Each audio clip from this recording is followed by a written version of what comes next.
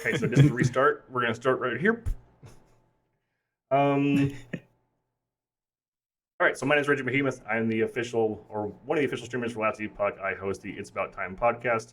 We talk about anything that's upcoming, any news, any updates that we can foresee, spoilers, etc. I'm joined today by ZiggyD. He is our honorary guest of this evening. G'day. Thanks for having me. Novatic. He is also another partnered streamer with Last Epoch. He does a theory crafting and another official stream. What's going on, everybody? And then our quality assurance dev from 11 Hour Games, Hackalogan. Hello. Okay, was that better? That's better. Yeah, we keep it indie around here, so you got to start rustically. Yeah. If nothing goes wrong on a live stream, it's not really a live stream.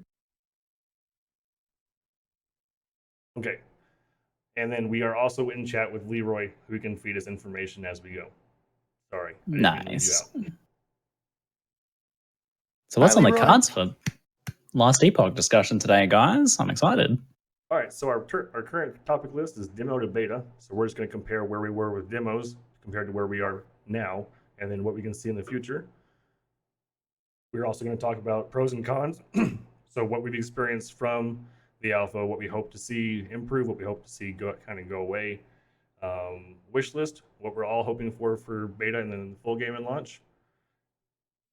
And then the beta launch itself, we're going to talk about. We have a few goody details.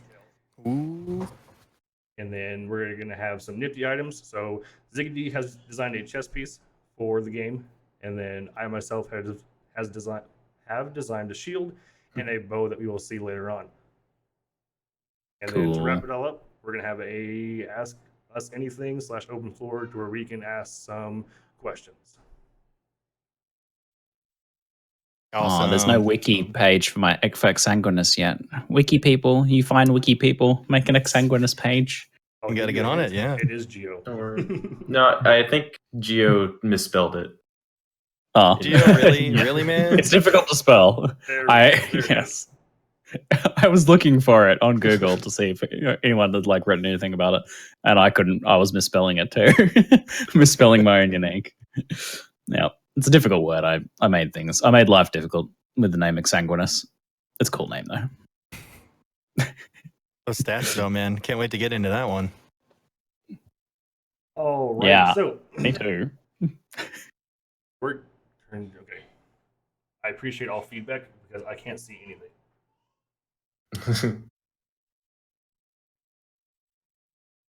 And I can't turn them down from here. That's gonna be weird.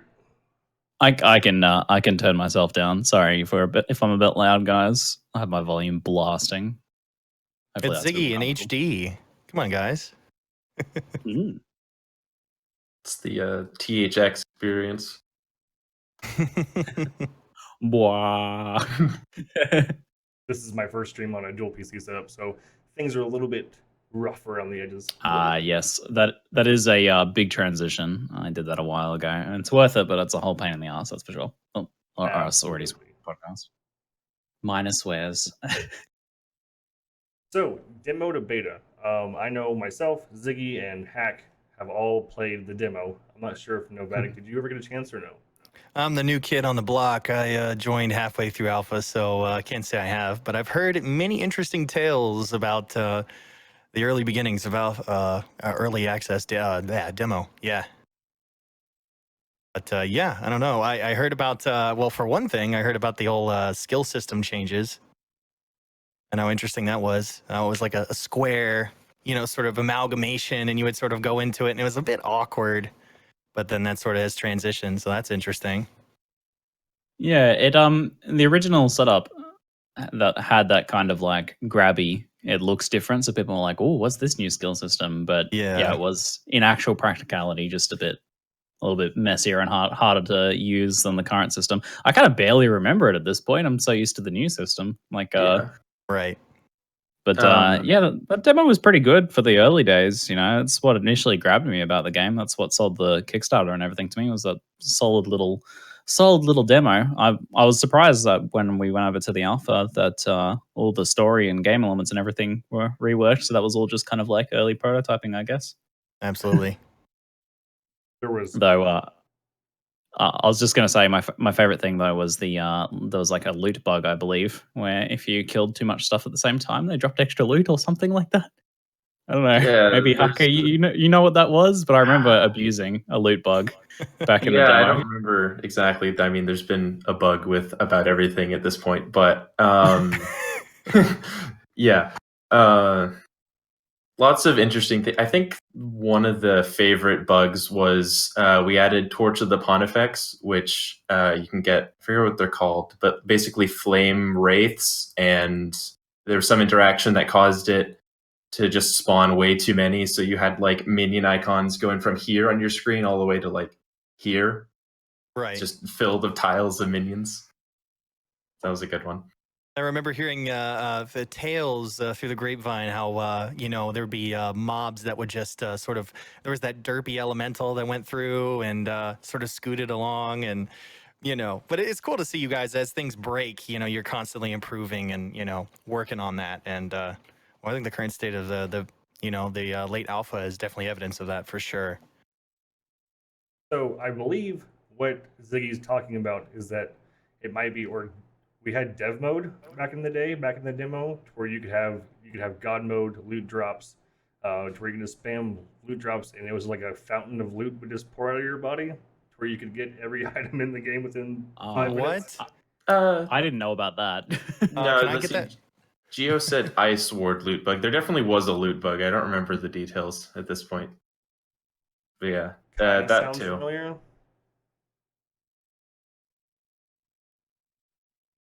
What else Yeah. was in the demo? So like, but yeah, just in general, the pre-alpha was us. We were still. We worked on the pre-alpha for close to a year, but that includes from the very start. So we were getting all of the base implementation in, and all of our systems are building up on top of each other. So especially at the beginning, we were doing a lot of the heavy lifting and establishing how things will be in the future. So lots of things went wrong, and then we learned from all that, and then sort of went into alpha, starting with getting more towards our vision. I think now that we had the base built out. Yeah, and I think it's really cool to see that from what I've read and from what I've been able to recap even up to until this point, is that when it comes to timelines, I think things have really been delivered on time, haven't really been falling behind that. And I know for you guys, the devs, that's got to be stressful as all heck, doing that and fulfilling that. And it's really cool to see, even just at the early vision, what it's really become, because it's gone through so many different changes in appearance. And yeah, I don't know. Pretty Do dang you guys cool. think that do you guys reckon that there's anything that should have been in earlier that it hasn't been in earlier? Because I've just been trying to think about that myself. It's like what kind of like early prototyping of any like key game elements isn't there as sooner, far I guess? as far as comparing it now to that state? Oh, even in its current state before moving to beta. I guess to go first, I guess for me would probably be like the multiplayer stuff. Like that's coming a little bit after beta goes live, right? Yeah, it'll be during beta. We don't have a timeline to give on that. Yeah, that's with just the amount of code change that has to happen for multiplayer, because you have to, well, first we made our systems, and then we have to make sure that we made them in a way that translates to multiplayer, and then we have to actually do the like server architecture. So whenever it comes out, it'll come out later than we would have liked, but that's how it is. Has that been? Do you know if that's been tough to like back implement that rather than kind of having that there from the outside? Because that's always been kind of like my major concern here. Is like I hear about how difficult it can be to add this in at a later stage. Yeah, well, so we didn't. It would have been harder if we decided that we wanted to just finish the game and then turn it to multiplayer, because that's the worst thing you could do. I mean, obviously, it's the best thing to make everything with multiplayer 100% in mind as you go, but then that also means we wouldn't have been able to make as much content as we have. So it's a compromise either way.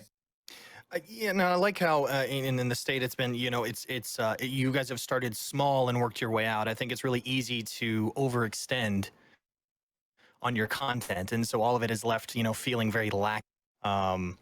So I guess with that in mind, starting at a small centralized idea before even putting multiplayer into the equation was probably a good idea. I think in the long run, it's going to be a good idea. Yeah, I'd say so. I And imagine it was the right approach because it also helped you guys like showcase the game, whereas the multiplayer component was less important. People can imagine what multiplayer looks like, just like, yeah, we can play with other Yeah. people. It's like Yeah. important for the development in the back end, but less important for actually like showing the game. It's like, hey, here's what we're making. Right, So about depth of content and yeah. I can understand the approach for sure. I agree too. Like I'd rather have at least like some sort of baseline to go off of before multiplayer gets implemented, so where we can kind of see like where it'll benefit us. I mean, campaign wise, like yes, arena so far would be yes, and then whatever's to come with the new in-game systems and stuff like that. I'm hoping that we'll have it early in beta. Yeah, And we'll see. Yeah, I mean, but then obviously the thing we definitely don't want to do is put it out and then it doesn't work. So Right. we'd much rather have it be done better than done sooner. Makes sense to me. Yeah, that's fair. So I do have some videos to show of the early demo. It was whenever the memory leaks were a thing, like pretty bad of a thing. Not gonna work for me right now.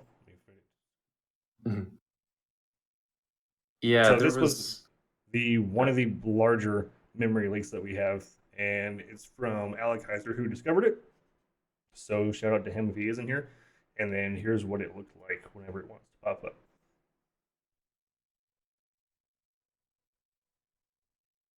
Oh, that's rather interesting looking. Oh yeah, I think. Oh no, it's melting. My screen, no. Oh dear. Yeah, I think this was even definitely one of the memory leaks was related to it was an engine bug, and like we were on an experimental version of post-processing and that sort of thing, and so we just had to wait for the fix to happen. See, that was a bit rough. That's when you defeat the final boss. See, you've ascended, so everything is bright and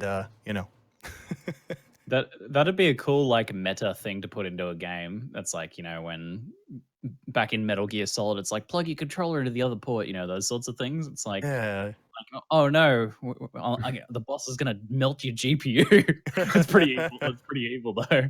It's like, oh god, my GPU is literally melting right now. I can see it. You have to go delete the boss from the registry to defeat him.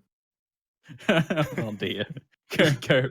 Hey, that'd be a pretty cool like metagame experience, especially if it was like sort of like hacky or something. You'd actually go into some of your actual game files to progress past the game. Hack defeat boss. Cute.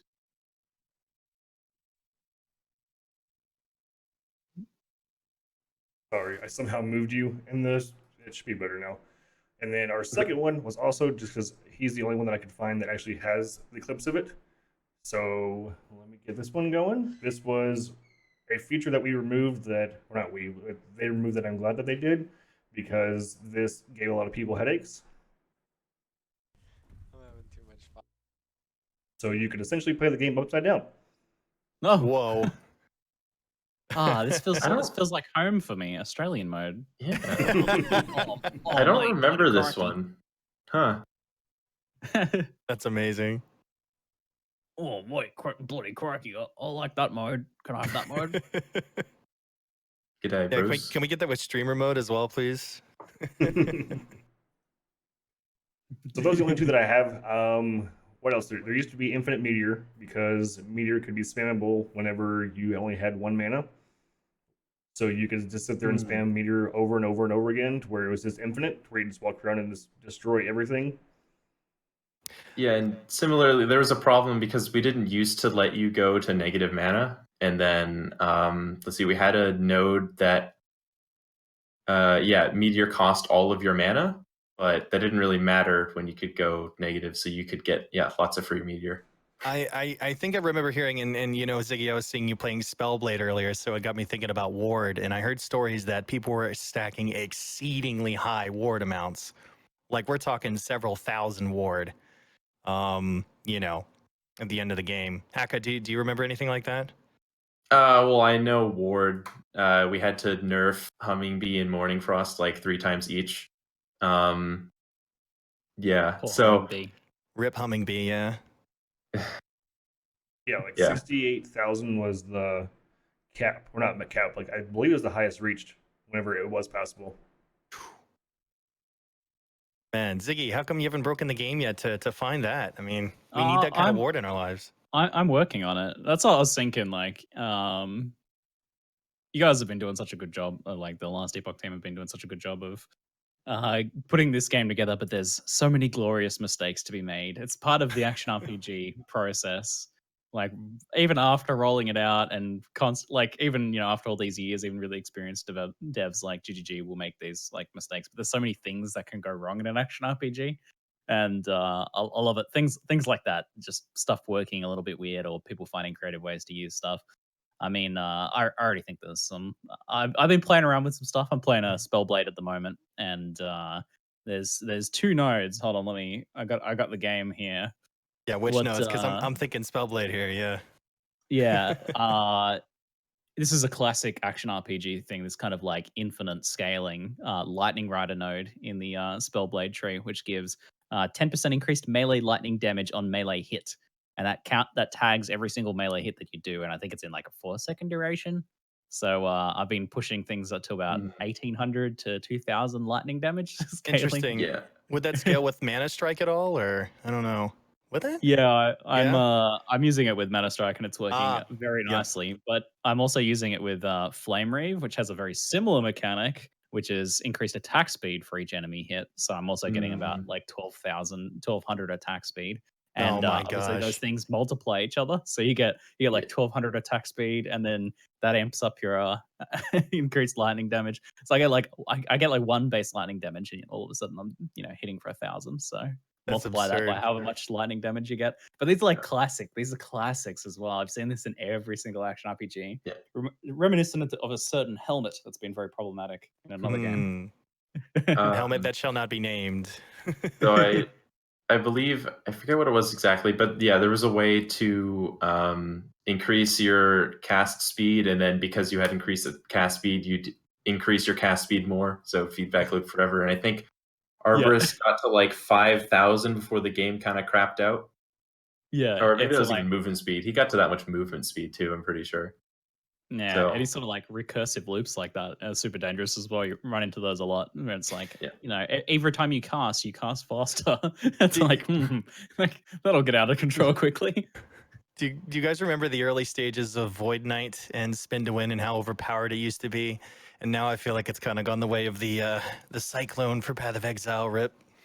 In a lot of ways. I just feel like it used to be crazy when you would have black holes around you and sucking everybody in and just detonating everybody on your screen. And now it's like, it feels good. It feels as probably as it should, but man, it used to be so broken. Yeah, I think people are still liking it, but yeah, it was definitely busted. Yeah. Well, just a few weeks ago, if that, whenever the crit node was still bugged, or not bugged, but there was an incorrect value put in for crit, so you could just sit there and spin to win and do 50,000 or more damage per hit. So that was fun. Yeah, that kind of thing still does happen. Or like, I think actually a lot of the time it's happened in the reverse, where accidentally a value in the back end is flagged as increased instead of added, so it's like tiny, and it just doesn't work because we just assigned it the wrong thing. But I'm curious. Like he said, lots of mistakes to make. Yeah, that's it. I'm curious. What's your the team's approach to these styles of mechanics, like the things like Lightning Rider, where you can scale it really out of control, because they can be a lot of fun, but they can also be the term I use is they can become a bit degenerate at times, where it's like everything ends up revolving around these specific mechanics. Like for example, if you're talking about like a cyclone skill that sucks all enemies in, if it's doing that to a ridiculous extent, then everything kind of becomes focused around that. Or like in my case, my entire gearing is based around Lightning Rider because there's no point in me getting attack speed or increased lightning damage because what's 20% more lightning damage if I've already got 1100, you know? Right. So Yeah. it all becomes about stacking only very specific stats that get multiplied by those effects. So what's like kind of the team's approach to that sort of stuff? Yeah, well, I would say definitely that just we don't intend for that sort of thing to happen. So definitely we want to adjust nodes that are causing gameplay like that because we want there to be individual like uniques and skills and nodes that completely change how you're focusing it, but we don't want them to be the only focus, if that makes sense. Like having a node that, oh, because I've taken this node, now I want to stack this stat instead of this stat. That's cool. And that allows for more diversity. But like if one node is the solution to your build's problem, that's probably not designed the best. Right. I know you guys are looking for multiple options for solutions to problems that might come up. So, you know, if you can answer that a gear method or something like that via gear, that's great. Maybe some uniques that enable some of those abilities that could be enabled by the passive tree would be great. Yeah, I've noticed that you guys are trying to do more sort of iterations of that. Yeah, and especially with the class-based dynamic, it lets us approach because like the same classes will run into the same problems. Like each class will be wanting to use their heavy mana skills, but then each class has a different way of working around that. Right, and sort of clarify on the you know the power dynamics of your builds and sort of squashing all that. I know you guys told me a long time ago that you're trying to refrain from having screen melting builds per se, but you want sort of like, you know what I mean, an even sort of keel across the board, you know, for all different builds.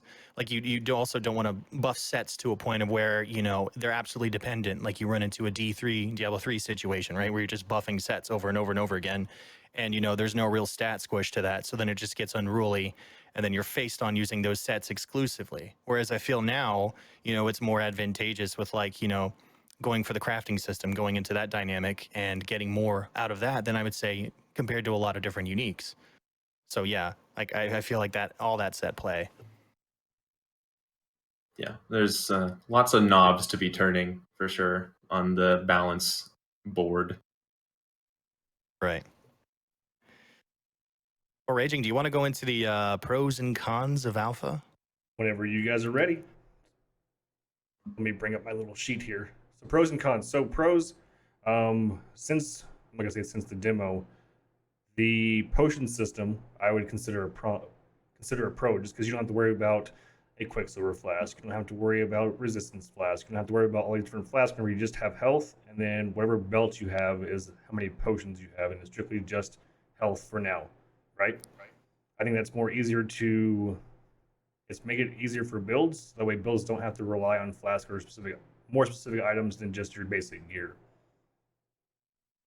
Yeah, I wonder where that's going to go. I'll bring it up later, but I'm, you know, thinking of flask builds, and I'm like, I don't know if you guys are going to add more flasks or if it's just going to be more of a basic sort of, you know, dynamic where it's sort of back to roots. You know, you have your basic resources, and we'll just have health flasks and leave it at that.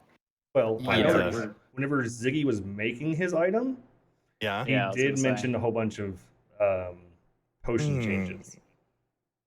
So Ziggy, yeah, it's mental link here. I got you.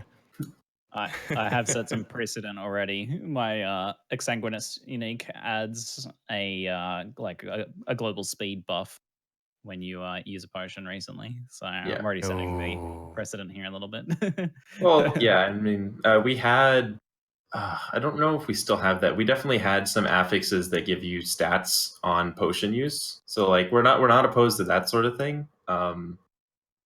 And the potion is definitely interesting design space, and so that's why with this potion rework that we did, it actually makes the belt a lot more of the focus because you know even on a base level you can decide that, oh, I need more stats for my belt, or oh, I want my belt to give me more potions. that sort of thing. But yeah, Yeah.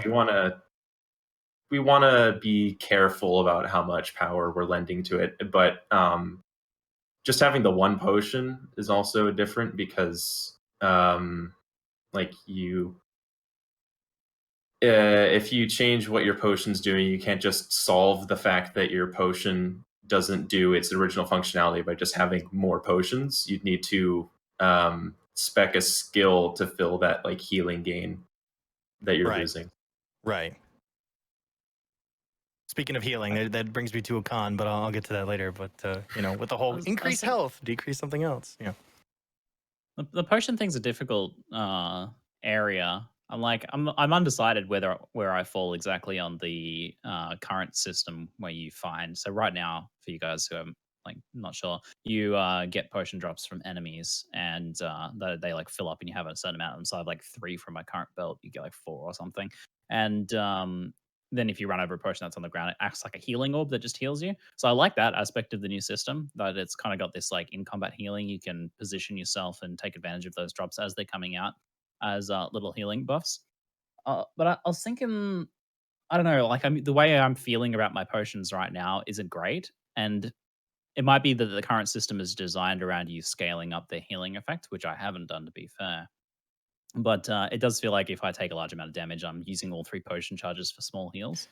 And it got Mm. me thinking about like potions and what feels good for potions. And I think the thing that I've felt like the best about in any sort of game has been when it's a very powerful healing effect, but on a cooldown. Promotes more tactical gameplay where you have to retreat after your potion's been used on cooldown. You're like, I'm concerned now I'm in danger because I don't have that ready. That's what I've landed at least on it. Curious. Do you think a way of combating that would be to start the combat with more full flash charges, and then say have a belt from, instead of going from 2 to 4 flash charges, you have a baseline of 4, maybe going to 6, maybe, so to sort of combat that, what I would call kind of like a hybrid health globule slash health potion system. I mean, I don't know. I think if you started combat with more charges, you know, I mean, it might be better. It might be a way of sort of mitigating that feel, because I know what you mean. You know, it kind of feels lacking a little bit. I mean, you run out of charges in combat, and you're just basically doing movement mechanics until you can just wear down your target. You know, so it's hard to run single sustained boss fights. You know. Hmm. I Yeah. think I almost prefer like the cooldown system instead of the idea of running out. The thing I like about the current Yeah. system is the potions on the ground becoming like a way to either refill or to gain immediate heal. That part's really cool. But yeah, I think I prefer like a more of like a cooldown system. But that's just my preference. I'm Right. curious, how are you guys kind of feeling about the current implementation of the potion system, Hacker? Um. So I mean, I think people are generally liking it, and we obviously liked the change because we had quite a bit of a talk about it. Like, you know, we have meetings and we bring up topics that we see that need in addressing or improving, whether that's from the community or from ourselves, and we're happy with it. It also gives melee an extra benefit of being in close. So if you're able to take hits and be in there in combat, that you can get the potions back faster without having to maneuver as carefully. So that's one of the good improvements. And we just felt like well, basically the previous potion system we felt was just a bit lacking because you just have a potion, you have 3 charges. If you kill enough things, you get more potions, but then you can just, you know, slam all 3 of them. And it didn't really have that much room to be improved by items. Like we had, you know, increased health from your potion, or you'll get like a bit of a damage buff for 4 seconds when you use the potion. But people didn't really want to use those affixes, so they were just sort of dead affixes, and there was less we could do with the system from an item perspective. It's potion affixes being strong and being something to actually go for is like something that the community won't do, even if they're really good. Though it's Yeah. it's like it's something people are like, oh, it's not giving me damage or like a health number that I can see, you know. But it is it is something that can actually be really strong and people still won't use. Like, and even now, I think there's some with the new system. There's still some pretty strong affixes there that I've been seeing, but I've been not using them still. So even I fall victim to it, even though I'm aware like this stuff is really powerful. You know, I think eventually people get there once they've like had their fun with everything else. They start to look at those sorts of things and be like, oh, okay, if I get potion effectiveness, flask effectiveness, it's actually really strong. Things like that. People start to come around to that. Right. It could add a whole new dynamic. Yeah. It took the PoE community a very long time to figure out that flask effectiveness was really powerful. Yeah. Yeah. That's always something that we have to keep in mind too, because like, you know, we have lengthy discussions about like what we want systems to do and sort of like how we envision them being used and built around, but you know, the community doesn't pick up on that immediately. So we have to be careful to not adjust things too quickly, because if we just take all feedback at face value, well, then one, we're doing things a lot of the time. We're just like redoing our work all the time. And also, you know, internally, we don't try all the possibilities, but even externally, not everyone tries all the build options that we put out there, because they just have to find them. And, you know, like, if they have a streamer they like watching and they see what they do and then they just copy it and then that becomes the common knowledge, then, you know, people might just not try all the options out there. Cookie cutter almost is like what build does the most damage, and then that's what they'll only focus on, and they'll copy everything that they possibly can. Come on, guys! I want to make build guides. Well, it's a build guide. All right, yeah, it's a guide. True, yeah, it's a base. Yeah. Geo Galvanic brings up a good point in chat that it's like it can feel unworth it to stack potion scaling things, even if they're very powerful, if you don't have like a consistent availability of those potions. So if you're in a situation where you've run out, even if like in a practical sense, even though the current system you can run out, I still don't really seem to very often. Like they drop quite plentifully, it seems. But even just that idea of them being kind of something that you don't have available to you all the time can make it a little harder to dedicate affix slots to them. Yeah. Just a thought. Yeah. Well, I'm thinking there's a lot of other pros here. I'm thinking, for starters, the new version of Unity, and I think the positive changes to graphics are definitely apparent with the, you know what I mean, the less memory leaks and the increased frame rates across the board. I think that's really nice. That, you know, that there's something to that. I think it's a double-edged thing, because when you improve Unity, some things kind of break. So then, like, it's sort of like a, you know, push and pull kind of thing. I think it always will be, as far as updates go, and then new systems, like whenever the passive system changed, whenever the potion system changed, whenever we went alpha launched, and there was a whole bunch of new quests, new areas, and stuff like that. It's just anything that gets changed, there's going to be strings somewhere that are just going to be pulled from behind. Right. What do you think, Ziggy? How have you gotten to that? You know, the load screen boss where you're at the purple swirl and you're there for like a hot second, you know? At the the time travel thing. Yeah. I noticed that screen struggles for some reason. It's it's actually a Unity issue. There's a way around it, but it's a very annoying way around it. So basically what it's doing is when you go to a load screen, obviously it unloads the zone and then it's loading the next zone. So it's like their load system just tries to cram a bunch of loading into one frame, and then that makes it take forever. There is a way around it, but it would basically be manually telling the game how to load the scene. So we may do that in the future and like sort of break up how it's loaded, but obviously then if we change the scene, then we have to look back at how the loading works, and then it's still limited by disk speed. So people on a hard drive, they'll probably still have issues, all that sort of thing. It's such a weird issue to like for your loading screen to have issues with loading. I killed the boss in 2 seconds. The loading screen's like, you know, a minute. This is the final boss. I mean, if you're Yes. going to have asset loading lag issues, then having it on the load screen is the correct place to have it, at least.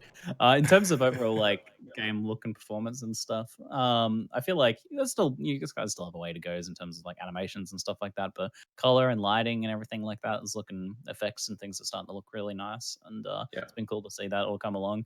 I have noticed improvements in performance. The main issue that I'm noticing performance wise these days is a pretty classic one for action RPGs, really, which is where it's too much stuff's being calculated at once. I'm noting, I don't know what it looks like on the back end for you guys, but for me, if I'm tagging 30 mobs with little what is the skill here on my mana strike skill tree?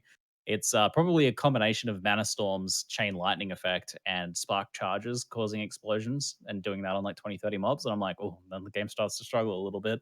So those are like classic things. That's where I'm noticing the most issues right now, getting some severe frame Yeah. drops if I'm like hitting very large packs of enemies with that sort of stuff.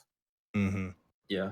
And just from our side, we it's gone down overall, but sometimes we occasionally just get a person where they have a graphics card that's plenty powerful to play the game, and their frame rate's just bad, and like someone else has the same GPU and they don't have a problem. So there's lots of strange technical issues that appear every now and then. But Yeah. Didn't you guys say there was a roughly a 30% frame increase across the board, something along those lines, roughly? Not for everybody, but for the majority. yeah, I'd say so. Yeah. We changed lots of lights off of real time to baked, so there's just less stuff being processed by the end user. Is Tresochi in chat a member Yes, of he the is. team? I was gonna read out their comment. They said it's not the calculation itself of like these things happening, but the object. I'm gonna read out these just because I have no idea what it means, so I thought it was kind of cool. But the object instantiation, it'll improve as we disabled ability object pooling. Right. So it's Indeed. not calculating like how much damage to do or something. It's just like you need to spawn VFX or you need to spawn this other game object, and like loading it in from memory into the game just takes time. But yeah, there's I want solutions for it for sure. I wanted to read it out because I'm like, there'll be some like developers or coders listening that'll be like, I actually know what that means. You're Everyone speaking else my is like, language. All Those right. are way too big of words for me. Wizard. Did I just cast a spell? Thanks, Tresochi. Yeah. Hey, Raging, what do you think of the new UI changes with So how that looks? the old UI used to stretch across the screen from the bottom left to the bottom right, like your typical Path of Exile almost, to where like you had your experience bar in the very bottom and it had to go all the way over. But now with the alpha, it's more of like a Diablo 2. Everything's kind of centered like right in the middle. Nothing has to go all the way to the left or to the right, which adds some open space, which is kind of nice for streamers, just because that's where generally most people just put their cameras at. So I think I know it's not leaning towards us, but it does help us as far as not hiding anything. Funny It's you should interesting that you mention. bring that up. Yes, it's funny that you should mention that because I discovered there's actually nowhere that's good to be on the screen in Last Epoch. No matter where I put my camera, I'm covering something. If I'm on the bottom right hand open area, I'm covering like the skill. It's the only game where I've had that's like there's literally nowhere. The middle of the screen is the only place that I can be. I'm not covering something. Oddly enough. So what But you then do is obviously you're you covering just shrink gameplay. yourself to like half inch by half inch, and then put it right Put above your myself in a character. mana. Yeah, just here, Yeah, on and the in the corner. shoulders. Yeah. Yeah, exactly, or on the mana bar. This is such a streamer problem. I felt like such an idiot I talking don't- about it. I was like, who even cares? It's like, don't design your UI around streamers. Yeah. But as for actual game oriented stuff, the positioning of the UI is actually pretty important in an action RPG. You wouldn't really think about it in terms of gameplay, but in terms of it being an isometric game, you have to be able to move and click areas of the screen, and there's pros and cons to either, really. Like, I don't know what ends up being better. I think it ends up being a game by game basis, depending on like the angle of the view and all these sorts of things. But if you have the corners open, then you have the ability to see monsters further away in a pretty important direction. Whereas if it's if the middle of the screen's open, so like the Path of Exile approach where the stuff's off to the left and right, then you have the ability to run downwards easier. You can run and shoot and move down the thing that this leads into that's really interesting and unexpected is that this leads into level design a lot. So if you have many action RPGs have most of their levels pointing upwards, so you travel north, and just naturally everything travels right, left, and north. Basically, you're never really going down, and if you're going down, it's just for a brief period of time. You're not really ever fighting anything downwards. Of course, players will find ways to, you know, run your levels in ways that don't make sense. But if your levels are designed in such a way that you're always kind of like gravitating up and like that, then you can be a lot more comfortable with certain UI designs. So that's something I've noticed. I don't know what's going on with your guys' level design at the moment, but I swear I run in circles all the time in this game. You're probably Well, in that it's the cave one- getting lost. Yeah, I was watching that. I'm lost. It's a side zone where the entrance is the same as the exit, and then yeah, you went back left instead. Well, I mirrored on stream, but you went down left instead of up left, and then so you went down left, and you're like, oh, I was already here, and then you turned around and you went back to the side zone entrance, and then ran the side zone again. It's like, weird. Yeah. Oh, go ahead. Because I'm following my like hard coded at this point natural inclinations about where levels go, where they flow, and then something has happened that's gotten in the way of that, and I just keep doing the exact same thing. I did this same loop like 5 times in a row, and it's not the first time it's happened as well. So there's something happening here. Lost Epoch. There we go. Yeah. I'm locating the Lost Epoch. If I do a certain number of laps of the same zones, eventually I discover a new period, a new time era. It's really lost weird one. because it's kind of acknowledging for me because I look for objects, and especially in that cave, I'm like, all right, there's the fence post jutting out a little bit out of the wall. All right, oh, turn right at that mob. I know that mob's always there. It's just like, gosh, man. But every time though, I always make the wrong turn initially, and then I figure it out. I'm like, why did I go down here? I know it's not south. Yeah, I'm curious what you three thought about the. I mean, obviously, the new UI looks better aesthetically just because we've had more time to work on it. But in terms of like the positioning and compactness of the pre-alpha UI, I actually quite liked it being down on the left. I know, though, it might be that you had to take your eyes off your character too much.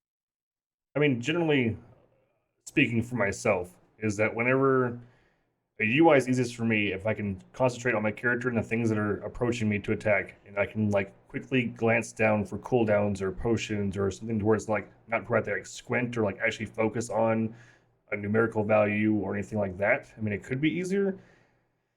From demo to now, I'd probably prefer now overall, just because I feel like it's easier to quickly glance at. I rather like the new UI. I think for me, it's rather intuitive, being centered, and my OCD nature doesn't kick in because I'm like, yes, my resources are where they need to be, and so are my spells. So, but a little canted to the side. I mean, I didn't mind it. I just didn't really like it. I'm trying to find screenshots of the original because I can't even at this point remember what it looks like. Mm. Oh, there we go. The little holdy thing with the bar coming out the Yeah. left. And the health I was in the like- globule.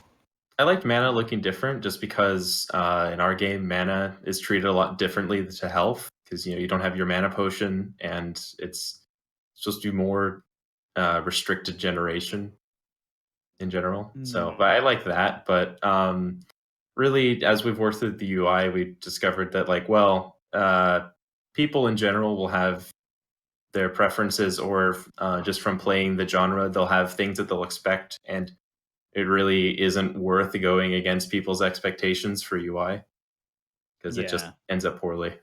That's something people miss a lot. They're like, oh, way to just copy other action RPGs UI. And they say that about every action RPG that I play. It's like, oh, this is just like a copy of the same. It looks the same because of the I UI. love that question. Yeah, it's like, is this game more like Diablo or Path of Exile? And I was like, well, It's what people want though. Like Right. That's a really good statement about like sometimes it's not worth going against people's expectations just to be clever or different for the sake of being different. Yeah. That's another thing too. Like, because generally, like, I'll try to like lurk in people's streams that are playing less Epoch, or like I'll lurk in your stream a lot, Ziggy, Rises, and whoever else is playing, and then like people will talk about it, while they're streaming it, and I'm like, well, is it more like this game or more like this game? Or, oh, like this is a ripoff from Diablo 2. This is a ripoff from Diablo 3. It's just copy paste. I mean, there's certain points of every ARPG that are going to be similar. There's no way around it because you can't change a type of game with just one game. So they're all going to have hints of everything because developers, personally, I feel like developers are going to see, hey, this works for this game. How can we change it up a little bit and make it our own, but still keep the feel the same to draw in the crowd? Right. Stick to quality of life improvements that will be comfortable to the majority of the people, right? And what they want, what they're actually looking for. And yeah, I agree with that. Yeah, part of making a game within a genre is about picking and choosing which things you're changing and why, and hopefully having some good reasons for it. I feel like, as far as Last Epoch's concerned, it takes a pretty classical approach, what I would call a classical approach to action RPG design, with nearly every, and this is something that kind of caught me early on, nearly every small aspect having some interesting twist on it, and that's what's got me curious about the game, is to like see how some of these things pay out. Also, Yeah, I I'm think just really enjoying following the design process too, just to see like you guys running to all these different things, like all these mechanics I that don't end up being know problematic and so on. how many, I'm like, we're going to say trolls for a better lack of terms, have specifically said they won't purchase the game because it's just a ripoff. Well, you're not, well, for one, you're not purchasing the game. You're just supporting the developers at this point, but Well, still, like, yeah. I don't know. I would say the vocal majority of people I saw at the last two PAXs were, super supportive of it. I mean, maybe some people don't like it, but I have to say it's been an overwhelming positive response from what I've seen. Yeah. Yep. We're just here to make a good action RPG, and people will see that we're making a good game, and that's really all that matters. So going into Absolutely. that, we're gonna keep with because we're not gonna wrap up pros and cons, but one thing that other games don't have, and that's our crafting system. I think this is the only game that I can think of or that I've played that actually has like, hey, I have this item and I'm going to add what I want to it, rather than if you use an orb of alchemy or transmute 4 billion times to get that 1% chance mod, and then throw on another mod onto it, erase it because you have to annul it because it's a different mod, and then replay recraft. Yes, there's fracturing, and fracturing I think is a good setback to where you have to try again or try to do it a different way to try to get it. So I think that's the one of the few or many unique things that Last Epoch has compared to other ARPGs. Yeah, it's a very deterministic and very powerful crafting system in this game. I'm curious to see how that'll play out long term. I've enjoyed using it and tinkering with it. I wonder how that's going to affect long term the loot dynamic between dropped items and crafted items, where the dropped items are mostly just fuel for the forge. Because that's kind of the feeling I'm getting already at this point, and I think long term that will probably be the case. Where it's like you're not looking for items as interesting drops. There is one aspect I'll get into in a second that makes things useful, as exciting as actual drops, but a lot of the time it's going to be like you're just looking for affixes on items so that you can plunder them for your crafting system. The one time where it does end up becoming one time it ends up becoming interesting is when you like find an item that has a perfect distribution of stats for you to start working with, because that advances your crafting process and makes it safer / you can go further with it. So, That's exactly it. Because we're designing the system so that you can find an item, and be like, oh, I need just that one bit more health, or oh, I found 3 affixes, so I can put this other one on. But we're definitely aware that we need to keep drops themselves interesting, not just more parts, more crafting materials. And I know, like right now, a lot of, like we mentioned earlier, we've had some uniques that are very broken, but then a lot of uniques right now are sort of more early level uniques. So we're focusing on getting more interesting drops, and then also adding even more to the high end of crafting, because right now it is it's not easy, but it's very attainable to get a 4x tier 5 item.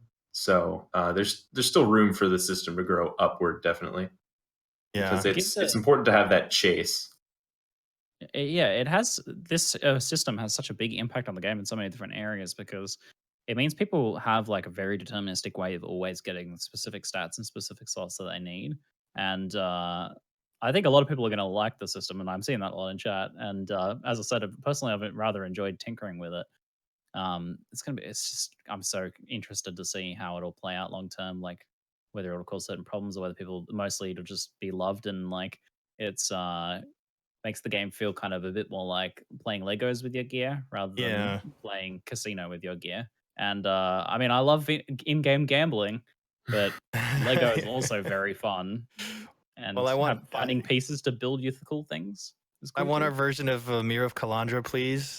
That's my first request. But yeah, just to see how maybe the crafting system is expanded upon in time, how in depth it's going to get, for whether it being, intuitive for newer players or, for people who've been playing a long time, how complex will it really get with the suffixes and prefixes, or if you'll just add some other, type of affix. But So, yeah, it really- is interesting.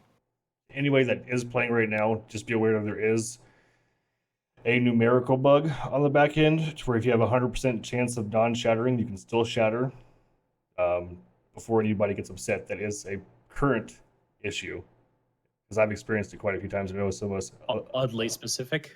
Yes. Yeah, it's only if you were, I forget what it was. I think it's just if you had used runes on it, it screwed up the chance somewhere down the line. But yeah. I'm not going to say that I've used about 4,000 of the Guardian Scrolls, but I definitely have. But not going to say it. Yeah, I can never get enough of those glyphs of the Guardian for crafting for sure. Before we do begin, we are doing some giveaways, so I'm going to go ahead and start the first one to where we can continue talking, but I just want to keep the ball rolling and keep the giveaways going. So what the giveaways are is that we do have some supporter packs. It is going to be, pull it up and find it because it's now lost. So the Ancient Champion supporter packs, these are the $50 supporter packs, which will give you access to currently the alpha, beta, microtransactions, and the turtle. I know it's turtles. I just can't remember which exact turtle it is. Which, by the way, is in the game right now. It's animated. Yes, it is. So we're going to start this, and then the keyword is going to be !beta. Rip chat. Mhm. I'm going to troll your giveaway. I'm going to enter it myself. So people could ride if I win. Something I was thinking about the crafting system while we're doing giveaways, and I'll continue the conversation. So, is it seems like it would fit really well with the idea of like super rare affixes. Because the way it is right now is like if you have something that's like very difficult to get, then you can dedicate an affix slot to it. You have your 4 affix slots. You can dedicate 1 slot to it, but then you're probably only getting like 1 tier of that affix versus putting like 5 tiers of some other affix on, like increased damage of your type or increased dexterity or something like that. So that's interesting. Is like is there much of that currently? Like I've seen a couple affixes that I don't see too often, but I'm wondering how much there is of that. There are some, I think, though some are also just rare because they're less useful right now. Like it's a lot harder to find a dexterity shard because the classes right now don't use much dexterity. But I think added mana is that's one of them. And there's also a couple base types that are rare, like Doom Blades. Those are really good, but they're also really rare. So yeah, there's room to make affixes rarer and also base types rarer, since we specifically limited the affixes that can randomly spawn on top of the base stats to 4, so that we have more room for like 2 or 3 implicits on an item, and then we can have more base types, so you can have more that can be more of a factor, the base type you're crafting on. That's really cool, and I quite like that. Since the crafting system is going to be such a big part of this game that everyone's going to engage with, having base items be really distinguished and interesting and different. And I have noticed that much more to the extent than to a much greater extent than any other action RPG I've played. The base items in this game are the variability of those them dropping is definitely apparent depending on what it is. Yeah, for sure. It's just like, here's all this loot, and we haven't sort of, weighed each, item type accordingly. So, yeah, they certainly have. Yeah, like I've found like swords that are like half elemental damage and added void damage. Some of them have minion scaling on them in addition to base damage, and of course you got your different level points of attack speed and like actual base damage and stuff like that. It's crit chance and things like that. It's pretty cool to see. I quite like that, and it works well with the crafting system, I think. So yeah, having like rare need rare loot bases filters. that are chase is kind of cool. That's another interesting. We'll get idea. there. Yeah. All right, so the first winner is Me. Tweezus. Tweezus. Tweezus. Congrats. Congratulations. All right, so he is here. So just to make everything clear, you have to say yes, I want it, or no reroll. I don't take any chances. We've received a lot of feedback during giveaways before.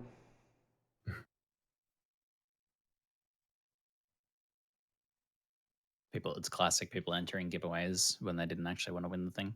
Mhm. Well, they already have it. Right. It's like, I saw there was a giveaway, so I entered. Classic.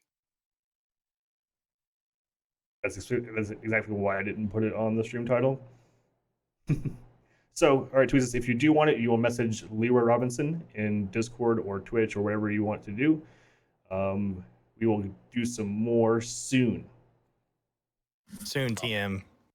Oh my god! Yes. I just looked in my inventory and I found a jeweled circlet, which is perfect for me because I get damage from stacking mana. So it's a helmet that has armor, mana, and increased spell damage, and it's only got one affix on it, 11% health. Perfect base. I'm gonna make that. I love getting those bases, right? Those armor types, the high armor types, or the, if you want elemental resistances, go for those gold rings, or, that 4 potion slot belt. Yeah, I love going for that stuff. Targeting specifically. Usually it's minion stats. So, yeah. I noticed there's is there a pre-existing instability on items prior to you even doing any crafting on them? I feel like I've noticed that. Like I look at, what is it? 8% instability on this mace that I've never crafted or anything. Do they have that based on the number of affixes? Yeah, the if it has if it's a magic item and it has affixes on it already, it does have some instability, but it's less than if you were to add the affixes yourself. Because you're doing like 5% yourself or something like Oh, that as compared I to never noticed that. pre-existing. Yeah, I was doing my alt hovering on items to see what they had. Yeah. Yeah, so finding like a 1 affix or something, like it's only 2% instability with a 1 affix. So it's like perfect to start crafting with. A little bit better than a white, So, it's kind of cool. I always try to think if it's worth, so you pick up an item with, say, 4 affixes on it and 3 of them are good. And you say, well, one of them's garbage and useless, but it still gives me an advantage, taking into account that the odds are stacked against you to get, a perfect, 4 tier 5 craft. You know what I mean? And it's always that risk versus reward. Do I go with this or do I just, wait for that perfect drop? Yeah. Do you is there any plans to make any sort of way to change the implicits on an item, with the implicits being sometimes like 3 of them and such, and having wide ranges? Or is that something you want set in stone, so you're kind of chasing for new drops for better implicits? Yeah, we haven't planned it. Do you mean by changing, do you mean like just re-rolling it, or like changing the implicit Yeah. that's on it? Yeah, re-rolling the numerical values on implicits. I'd say that's possible. We haven't planned it yet.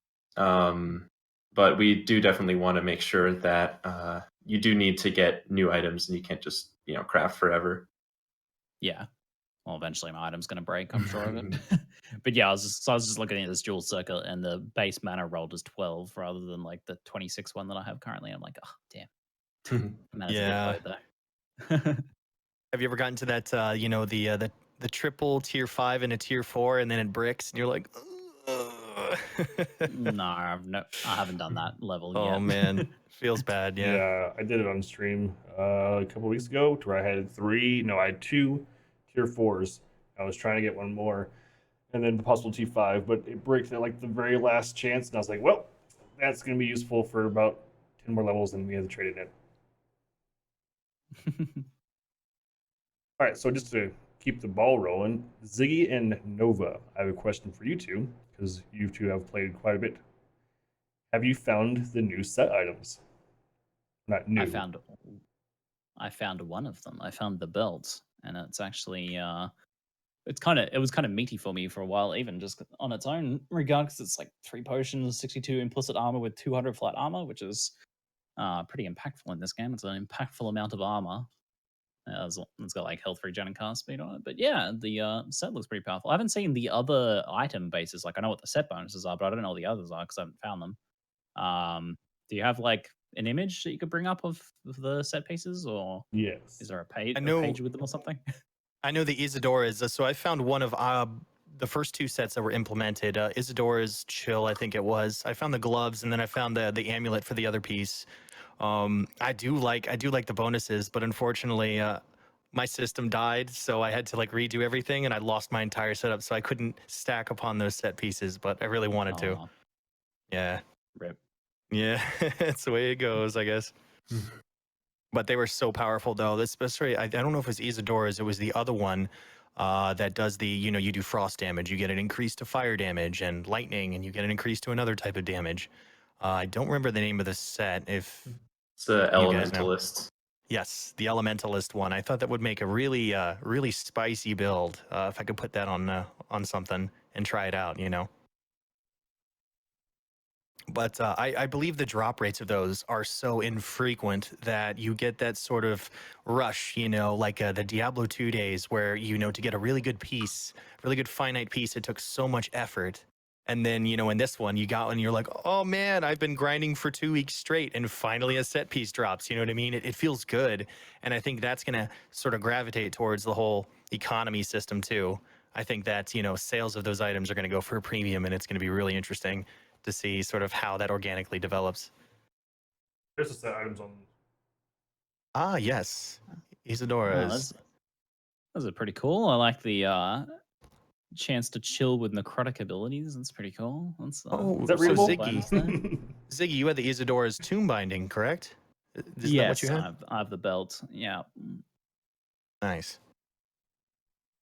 Yeah, so we'll see if I find some more pieces for that. If I complete this set before I find my unique exsanguinous, I'm going to be very, very cranky. Mad rush before the beta. Uninstall the game until the beta, and then I'll reinstall it. When it comes to set items, I have such a checkered history with them. I feel like they've always been a trap for me. I always get so excited when a set piece drops in games, but so often I just remember back to like Diablo 2, where I was like, a set piece would drop, and then I'd like, I'd be really excited, and then I'd out level it by the time I found like the rest of the set, and I'd be like, well, this is useless now. So it happened to me so many times, and Yeah. they're a big problem to tackle in the action RPG design space. Actually, I was reading a post that the LE team was writing about them recently, and you guys were talking about your approach to that, but it's it's a very big problem to deal with in action RPG design space. To either make sets are often going to be either you always want them or you never want them, and it's been a problem that some games have dealt with by just leaning into it and be like, all right, sets are everything. Or other games have been like, well, we'll just make sets very, very niche or not very useful and just make other stuff. Or some games just completely avoid it and be like, sets are a bad idea. Let's just stick with making individual items and people can make their own sets. So I've leaned more towards the final decision, just out of evidence of what I've seen in the industry. But I'm willing to be proven wrong that sets can be done correctly. So I'm curious to see how are you guys approaching that. Yeah, no pressure, but you have to prove an entire genre wrong here. Oh, I don't work on items, so that's fine. Not my problem. Sorry, Mitch. But I think we should answer Ground Point's question. Will Last Epoch have an auction house? It's related to this. I was just reading about the bazaar system. Yes. Yeah. There's a dev blog on the forum. It's pretty old now, but it's close to what we're still thinking of. Just basically, it is an auction house type system where you'll be limited on how many items you can list for sale, and then they'll be bidding on it, so you won't like interact directly with the person that you're buying the item from. That's the high point of it. And then we think that there'll be some very high end items that you can't trade, but it'd be a pretty small set of the total items, which isn't quite clear in that document. Would set items, for example, like this build that I have, be an example of something that is still tradable? Yeah, I think so. We're planning for like we have plans for legendaries, like not uniques, which gets a bit confusing because some games call them legendaries. So like the very highest end things, we've been talking about potentially limiting trade on those, but Yeah. that's still very up in the air at this point, especially since we haven't Okay. even implemented those yet. My takeaway from reading your Bazaar post was, and it was also a bit of a summary of like the system as a whole. Is the idea is that you can only trade a select few items, and that it's a true auction system. So that means there's a time, and then that means there's bidding for it. And I think that'll have a number of impacts. And I think this is probably a pretty good approach that you guys are taking to this.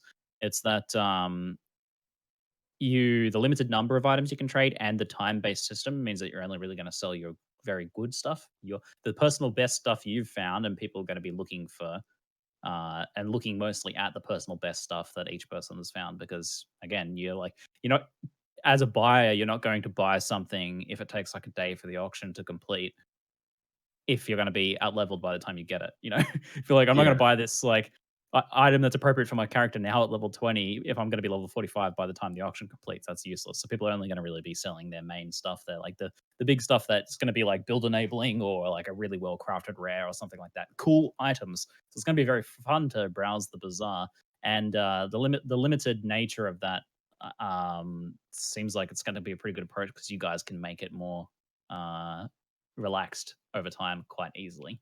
So you can No, start limited yeah. and start restricted, and then ease it Yeah. up if you need to later. Yeah. There's gonna be like a lot of Um, trial and error, No, I feel.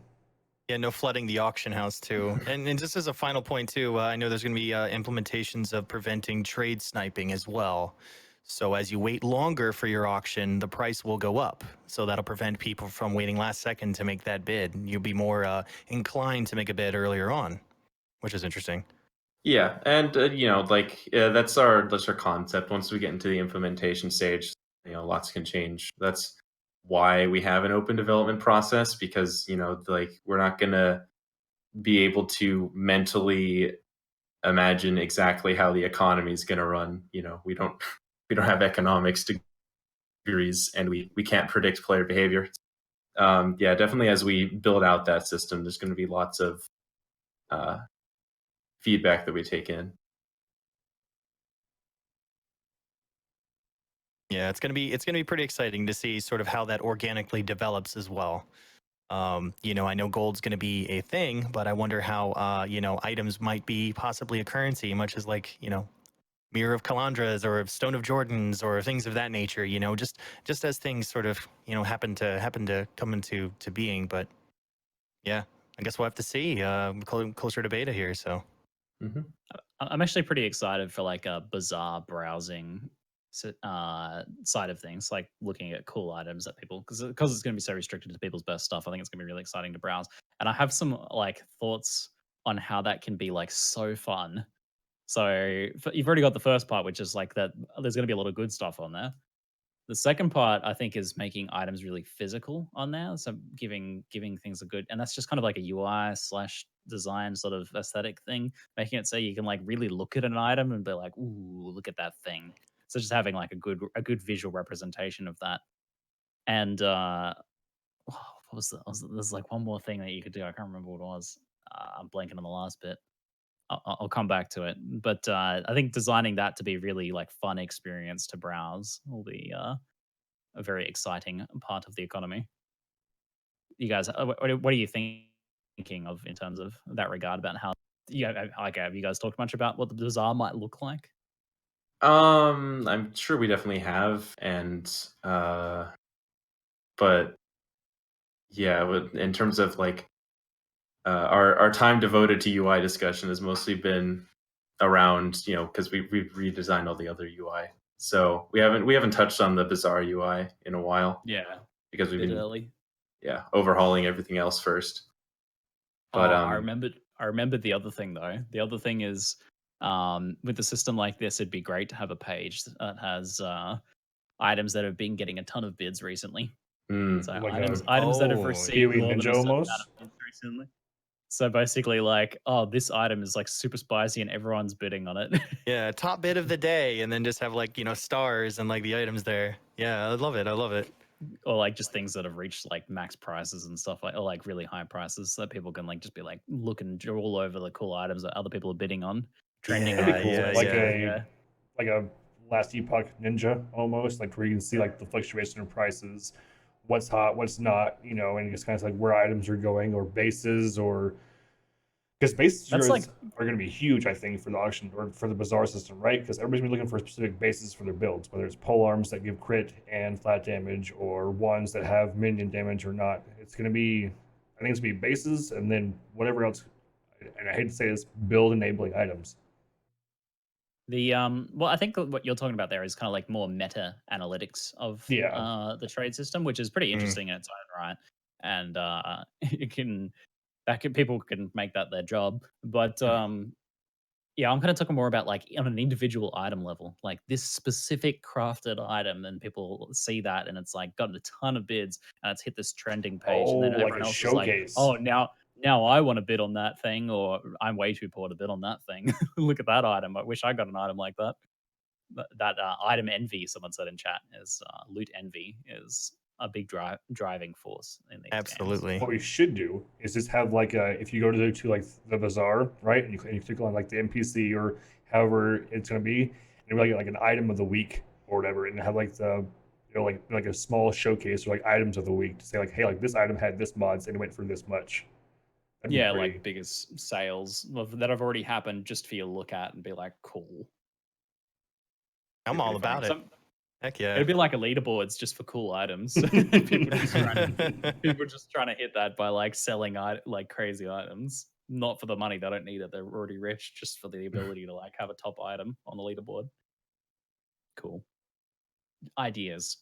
It's fun to daydream about video game design. Some people actually get to make their daydreams realities, like the last Epoch team. And I'm telling you guys, if everybody in chat wants to really voice your opinion on the forums in the Discord, they're constantly, enacting things that if you guys are vocal enough, they'll put it in the game. More chances than not. So that's not a guarantee.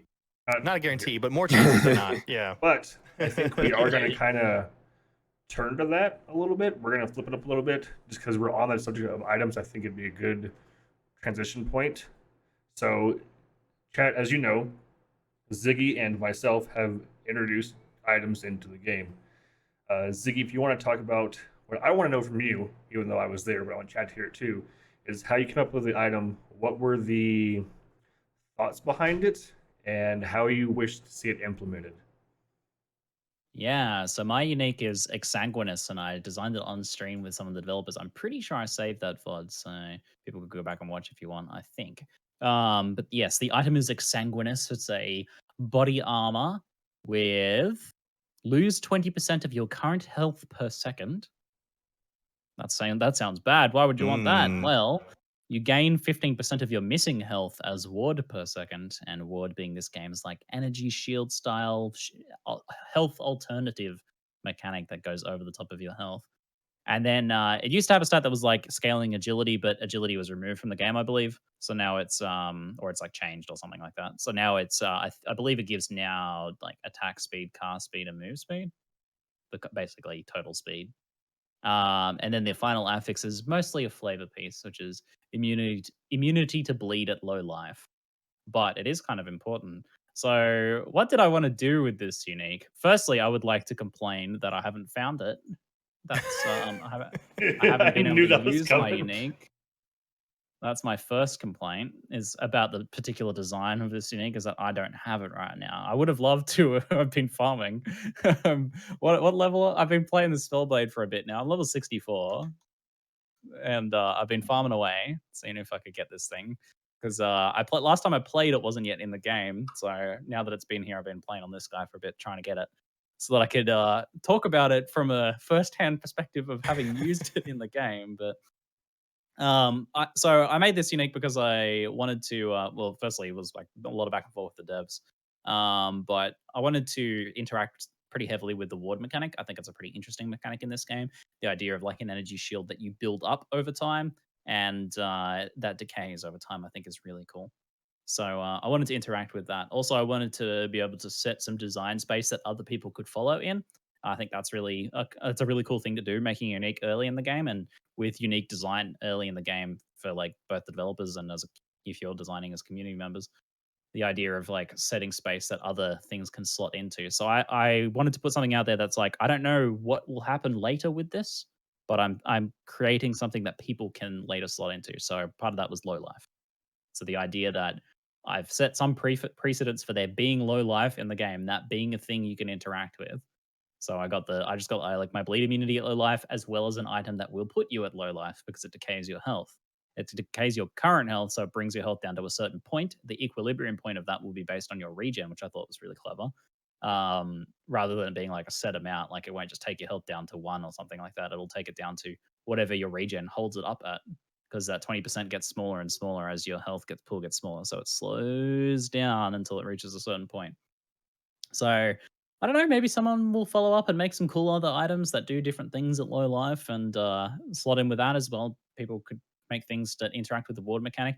I just wanted to make something that I thought would be really cool in the future, and who knows, it might be part of a chase item for really powerful builds in the future. That's a dream, you know? You never know if you can be designing one of those items. Yeah. I was like, if I can design like a Chevron's wrappings or something like Ooh. that of this game, then I'm happy. But yeah, the idea behind it is that you basically stack life, but then convert that fully to ward to be a full ward reliant character, and you just some other like minor benefits. But hopefully in the future you can do some cool stuff with that.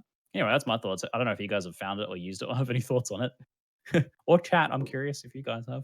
I'm thinking the leech ward hybrids would definitely benefit from something like that, and it would prove to be an interesting base for some really creative builds. So I'm pretty excited to see that fleshed out and expanded upon. As we see one of them finally drop. So Well, here's my thought on the leech thing. As I was thinking about this today, because there's some inherent drawbacks to this. You don't get to use leech if you want to take full advantage of the ward, because the ward gain is based on missing life. So you need to be currently a not full life in order to gain ward. So Okay. you could use it as like if you wanted to stack leech and take advantage of that very powerful survivability mechanic, which is leech, which otherwise, if you're leaning into this item's design, you're sacrificing leech, which is a big sacrifice. It's like it comes at a cost. Power at a price. I like that design when it comes to uniques. But Absolutely. Yeah. yeah, so you're sacrificing that potentially to be able to scale purely ward, and that has its downside, but you get maybe a lot more ward generation in combat from the item itself. Alternatively, I was thinking though, you could actually go for leech and use it as like a pre-combat boost, because if you're stacking the ward decay rate reduction, you can get your ward decay down really low. Like I think it's 20% by default, correct? So I've got like 200. So I believe if my math's correct, that brings me down to like 5% per second or something like that. Yeah. This is Ziggy math. Yeah. I'm classic Ziggy math. But yeah, if you can bring that down to like 2.5% or 1.25% or something like that with enough ward decay rate stacking, you could essentially like let your health drop pre-combat while you're running around between packs.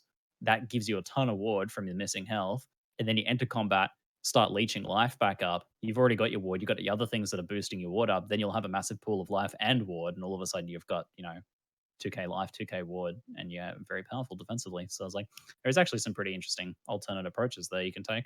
And speaking of that, Haka, didn't you guys expand in the crafting system more ways of sustaining builds, like more ways of getting leech in life? Wasn't that all recently added? I think in 0.6, 0.4, something like that. Or was it 0.6? There's a lot of Leech alpha. Yeah, like you 0.6 and 0.6.1 had a lot of mechanics changes, and then also a lot of defenses better take into account ward.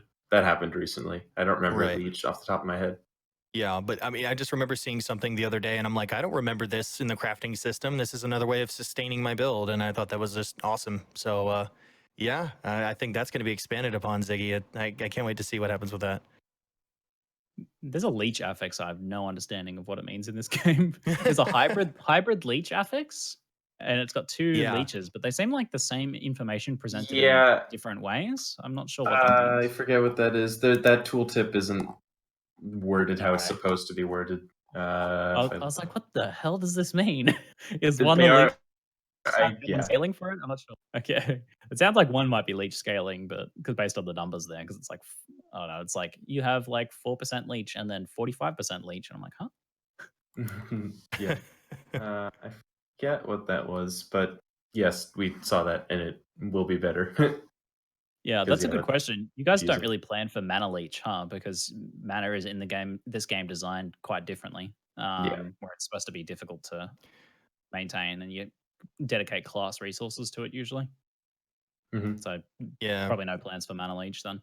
Yeah, Tighter, Sounds and like tighter. too easy a solution. Yeah. Yeah, tighter there, resource management for that for sure. and there's technically a damage dealt to mana affix. I don't know if anyone's used it because I did find one. yeah. I've found it plenty of times, but I'm kind of scared to use it. Not scared. It's just mana is so like there's no way like there's no mana potions, right? So that's pretty much just a resource that you can't gain back instantly, as far as I'm concerned. So having mom or just the mana hit first is kind of like, yeah, I can, but if my skill costs 40 mana and I only have 100, pretty much I don't want to risk it because I want to do more damage. It's a very powerful affix that will work well in certain builds. Like a mana strike build, for example, has no problem keeping maximum mana. So it's just extra effective HP, and that sort of affix can be very strong. But yeah, it'll be a bit more niche in this than other games where mana is easy to sustain, so it can just add to your health pool. But Yeah. I have to say, like the mana design, actually, I've been thinking about it. It's actually pretty well done for this early in the game. It seems to be working out really well. Mana is such an awkward thing in games, and having you run out of mana is very uncomfortable. The ability to go into negative mana, I think, is a really nice little touch, but also making it a part of your build problem to deal with mana using build tools for the most part, I think is better than having like to deal with like leech and stuff like that, which I Mm. think is only really viable late game a lot of the time and not super fun, I guess, to deal with. It's a much more fun problem here. And Yeah, it gives you the ability to have like a skill that's like a mana generator and then a mana spender, or just balance it through more passive approaches and things like that. Seems to work well. I think it gives way to, I mean, the whole negative aspect gives way to, timing more so because, you have to say, for example, you're doing a totem build and you want to, summon your ring of totems and that's going to deplete you vastly. Say, for example, you're doing currently the endless sort of wave challenge. Well, you want to sort of do everything before the waves come, because you have to worry about constantly resource management and how much mana I'm going to have available to me by the time, the opponents get to me. So it's sort of, you've got that playing in your head at the same time. But yeah, the ability of it going negative is interesting. Yeah, I'd have to check when we added that. We added that pretty early on, but it wasn't there at the beginning. But yeah, focusing on mana management more of a part of your build was something that we were focusing on from the beginning, and I'm glad we did. I like Just the to idea that highlight. someone's probably. Oh, I was just gonna say someone could make a unique item or something that interacts with having negative mana. I was like, that's gonna be a thing in the Yeah, future. why not? Ooh. Ooh. So for all you listeners, all you got to do is buy a supporter pack. That's at a There you go. Give way to those 0 mana cost spells, and then it can, Yeah. boost you with free ward or something. Yeah, interesting. So I'm gonna hit on crafting real quick as a look back from the demo, because everybody who remembers the old crafting system to where you had to fill your stash full of shards, because that used to be a thing, because there was no interface to where your stash would literally just be full of shards, and now there's a nice system. I like the current system, especially compared to what we've had before. So that was definitely a huge improvement, just to be able to scroll down or like put an item in and saying like, hey, here's what you can apply to the item, rather than, okay, I'm gonna grab this shard from my stash and then right click it onto an item and hope that it works. You're like looking through your shards, man. Where's the one I need? My claps are for search bars already. Already having search bars as claps Yes. from me. And then Right. the auto sort for inventory, oof. Wait, Okay, there's auto sort now? Oh, Yeah. there is. There's the bug though. If you use the search feature right now, don't do it. You'll actually freeze and you have to relog. No, you don't have to relog. Did it get fixed? No, you just don't have to relog. Basically, if you close a search bar while you're still in the search bar, it'll like not properly give control back, so you won't be able to like use your skills. But if you just open a search bar and then click out of it and then close it, it's fine. Yeah, it works. Yep. All right, so we're going to start our next giveaway, and then I'm going to do a quick background on my unique, just because we're going to keep the ball rolling here. So your new keyword is !Ziggy. Oh. Also, Exsanguinous has been officially added to the last Epoch wiki. Yay! Nice. You know what I totally forgot to mention about my unique is that I twisted the developer's arms until I added a red bubble effect. I was like, I want a unique cosmetic effect on my unique because I'm a streamer and I'm a big boy and I'm important and everybody loves me. This is mine. So I swung my E-peen around until that happened, and now I just need to find the unique. That's my punishment. I can't find it. But yes, it's got a red bubble, by the way. Red bubble. Just saying. Good luck with the giveaway, guys.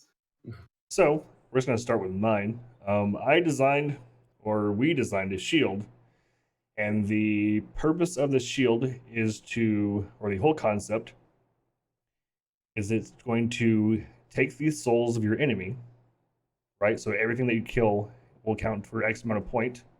The shield will then absorb them. There's going to be some effect, hopefully, fingers crossed. And once it reaches a threshold, it's going to trigger these souls, and these souls are going to exit the shield and then attach to enemies, providing them marked for death. So you can use it on different classes and still be able to have the curse. When you say a shield, is it going to be a lantern? No. Is this going to be like a... Oh, it's like that sounds like such one of those Soul Lantern style things, you know? Like the Gravekeeper lantern sort of thing. Yeah. It's like, that's kind of cool. Zodiac Lance in chat saying a Vol shield. That's funny. Kind of, but it's just going to automatically trigger to where you don't have to sit there and try to micro manage it. So I guess a few questions. What does Marked for Death do? It's a class mechanic, isn't it? It is a curse from the Alkalite, which applies the enemy wiki. They take increased damage. Yes. So yeah, it's going to be very powerful then. Yes, and I'm never going to get it because it's going to be cursed just like yours is for you. That's the curse. What was your kind of like goal / did you have a build in mind, or just wanted to make something that's just like generally powerful? Diablo 2 with rune words. So you could have different skills as different classes in Diablo 2. You don't really see that much in many more ARPGs, unless let's take Grim Dawn, where you can just cross-class everything. But I just wanted to be able to have, because there's not other curses out right now, but I just wanted something to where you could pull from other classes or another class and use it for your build, whether if it's a Sentinel or a Forge Guard or Void Knight or even a Mage who wants to apply more debuffs to get more spell damage off. But there is one drawback, though, is that one of these souls will attach to you. So it's a kind of a sweet, cool, like a little spice on the end. So, I like that. That's great. So that's going to be a risk it for the biscuit type thing. So you'll take more damage, and then so will everything around you. Cool. Yeah, I like the idea of bringing class mechanics in little snippets. You definitely don't want to rob classes of their identity or anything, but taking a little snippet and that can apply to other classes is quite cool. Yeah, you got to be careful with things like giving everyone teleport. Like make an item with teleport and say everyone uses it. You got to be careful about that one. Yeah, I'm curious on that note, like maybe what the LE team thinks of giving, like, what are their thoughts on giving class mechanics to other classes and things like that through items and such? Yeah, it's definitely one of the most requested things we get about items, but I mean, in limited aspects like this, like you can't really expressly control it. So like I think that level is fine, but giving getting it so that you could have a very predictable and using it more as an active skill sort of hurts the class identity. Plus, you wouldn't be able to get a skill tree, so like it probably wouldn't be as good, and we wouldn't really Yeah. want to grant other classes skill trees just because. Yeah, that's a great point. Yeah, With the skill tree design means that you could take the base skill and gift it through items, but you'll always be lacking those skill trees, which are such a powerful part of the skills. So there's a yeah, lot of extra support that's missing there. Plus, you can have a drawback like the cursing yourself as well, like Raging Shield, which is a good idea for that. I think. It's pretty cool. yeah. And then the other thing that people ask a lot, there's definitely people on the team that want it as well, but it's one of the more difficult things is if you were to make uniques that give you like plus levels in a skill, just because with how dependent trees are on each other, if you took off the item, that'd be very difficult to program how that's supposed to work Yeah. and all that. Yep. So yeah, we can't really go in those directions like with Diablo 2 really with our systems, but it's definitely a tantalizing possibility.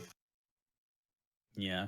There's been a little discussion in chat about why is it necessarily bad to have something that like for example, Diablo 2's Enigma, like a thing that gives every build the ability to get a skill and use it on command, like teleport or something like that, is it can come down to a few things, but just everything being focused on that becomes limits the amount of control or like interesting things you can do as your character. Like something like Enigma was completely degenerate, as I like to call it, because it Oh, yeah. everyone just becomes teleport spamming wizards, and it's like there's no class identity left anymore there for like sorceress or anything, and every build has no choice but to add that to their build because it's so to that extent. That's probably like the worst possible example is Enigma.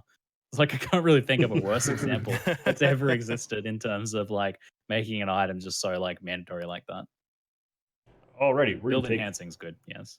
2 seconds and a 3, 2, 1. Who won? KXE_M. Congrats, mate. Easy, Congratulations. the hardest.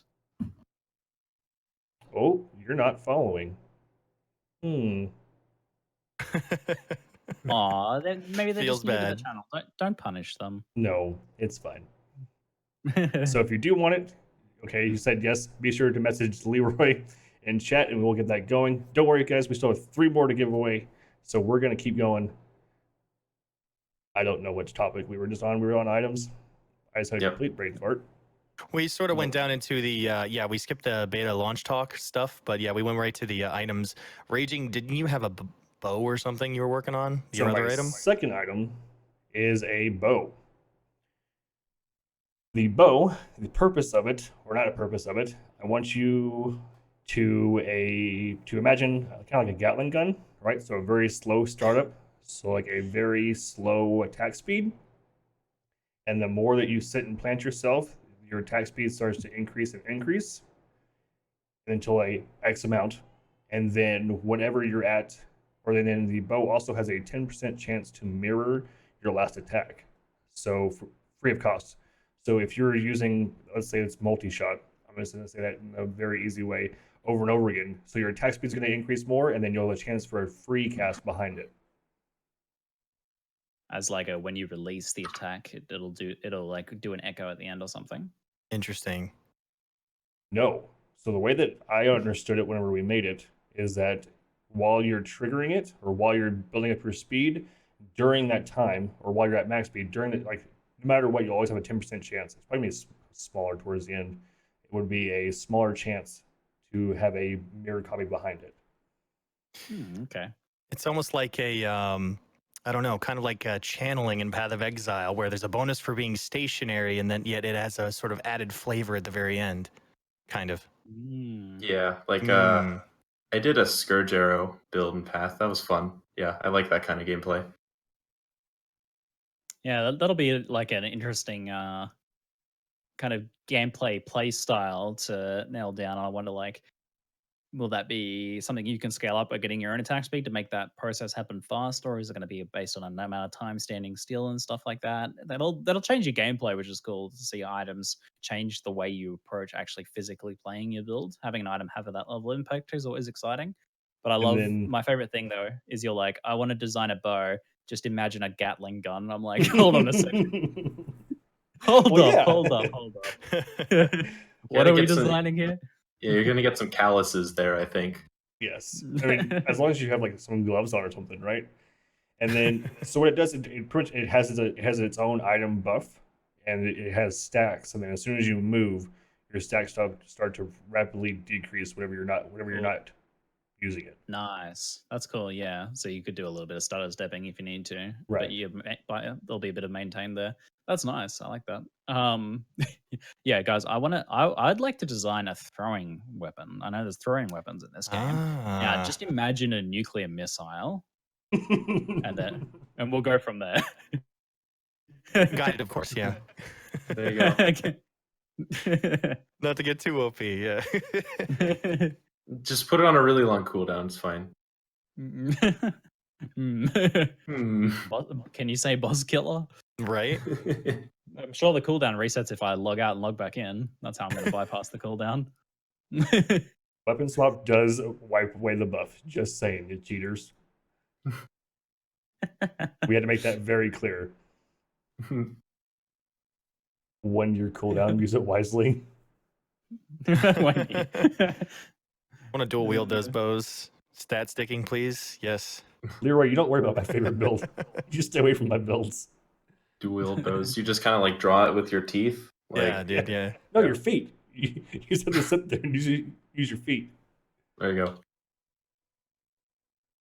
So, Raging, did you want to clarify a bit on beta and just, contemporary news about it as far as dates and new things coming with it? Happening. April 30th. Yes? Yes. Yes? Yes. Yes. Yes. Okay, just to make sure. What day is it? April 30th, the beta will launch, and to be announced, we're going to announce it exclusively here, is that there is going to be a race. Not exactly sure on when, but it'll be closer towards the beginning, but not immediately at start. But there will be a race happening. So if you guys remember back in Kickstarter, right? Yeah, Kickstarter, whenever your boy JC won, it was the first to 50 in hardcore, and it has to be streamed. I think it's going to be pretty much similar to that, just with the new systems and new classes and new items implemented. There's still a lot of details. Last Epoch Sports. It's happening. Well, see, so we already have the E, right? So it's Epoch Sports, so it's esports. We just take the credit for it. The first Epoch. That's right. That is very exciting. I love action RPG racing, speed running, all that sort of thing. The competitive aspects of PvE. PvE competition, I think, is the best PvP for these games. I know there's planned to be some PvP eventually, but who cares about PvP? You guys are gonna wanna PvE do- PvP yeah. is the best kind of PvP, in my opinion. Hardcore only. Yeah. Want to help us cast the race? I was just thinking about that. There's the problem: do I want to cast or do I want to race? Oh, I'll have to think about it. I do love casting though. I would be up for that maybe. After And that, maybe. so with beta, there's going to be 5 chapters total. So that's 2.5 more than what we currently have, because we currently have 2.5. So double the content. There's going to be a new in-game system, which would be the Monolith of Fate. There's going to be 2 new classes available, not classes, but masteries. So you'll have the Druid and you'll have the Paladin. Druid has shape-shifting. We're just going to throw that out there. And then new and improved UI updates. Ooh, I was gonna say the Druid. I finally have my werebear. It's been many years. Coming back, chat. Hey. Now I'm just constantly thinking about like what sort of build and stuff I'd run for racing. No. I've already Uh-oh. got it down, You s- man. I don't know. You said it. Hashtag That was Weber a sold. temptation. And then, so multiplayer will also be in beta. Not at the launch. Do not get your hopes up. We talked about it a little bit earlier. It's going to be sometime during beta, or the release date exactly is going to be still TBD. But just know that it is coming faster than Wilson. And then what else? Sorry, there's a little cough right there in my throat. Yeah, I heard somewhere along when I was at PAX, they said it was about 5 months out for multiplayer. So I think at this point it's what, less than 4.5 months ish, to where maybe we can see early implementations. Well, I don't know where that time came out. okay. Where there's no public time frame for when that's going on, because obviously there's Yeah. a difference between multiplayer is done enough that we're working on it internally and doing actual active testing. Then that there's a difference between that and obviously giving it out to people. Fair enough.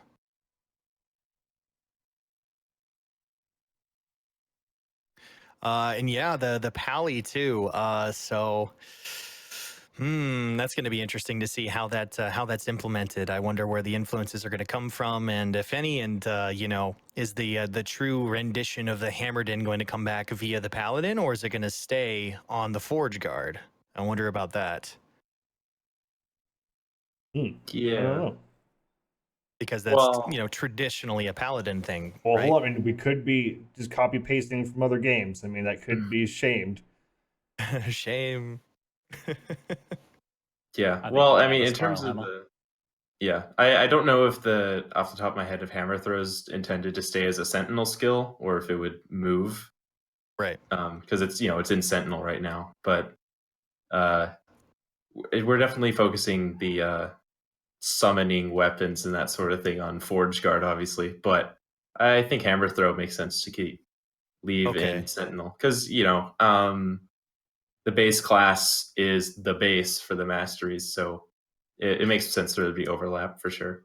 Yeah, I was just curious because I know in the past things have moved around, which I imagine maybe for Druid, some things that are being tested now may move down to Druid, from other builds, because I know you guys have said previously that it makes sense to bring out skills before the classes so that you can test them out, sort of how to balance those out in between, the three choices for the masteries. Yeah, and just because something is intended for a mastery doesn't mean it's off theme for a base class as well. So it's, Right. Especially the stuff that we implemented a lot further back, our designs and intentions have changed as well. Yeah, that's cool though. We can sort of get, tasters, things to come. Yeah. Yep. So we're going to start another one just because I'm trying to not rush them completely, but we got a lot of keys to use. So next giveaway, it will be exclamation point soon TM. Soon TM. And you have to do it as super text as well.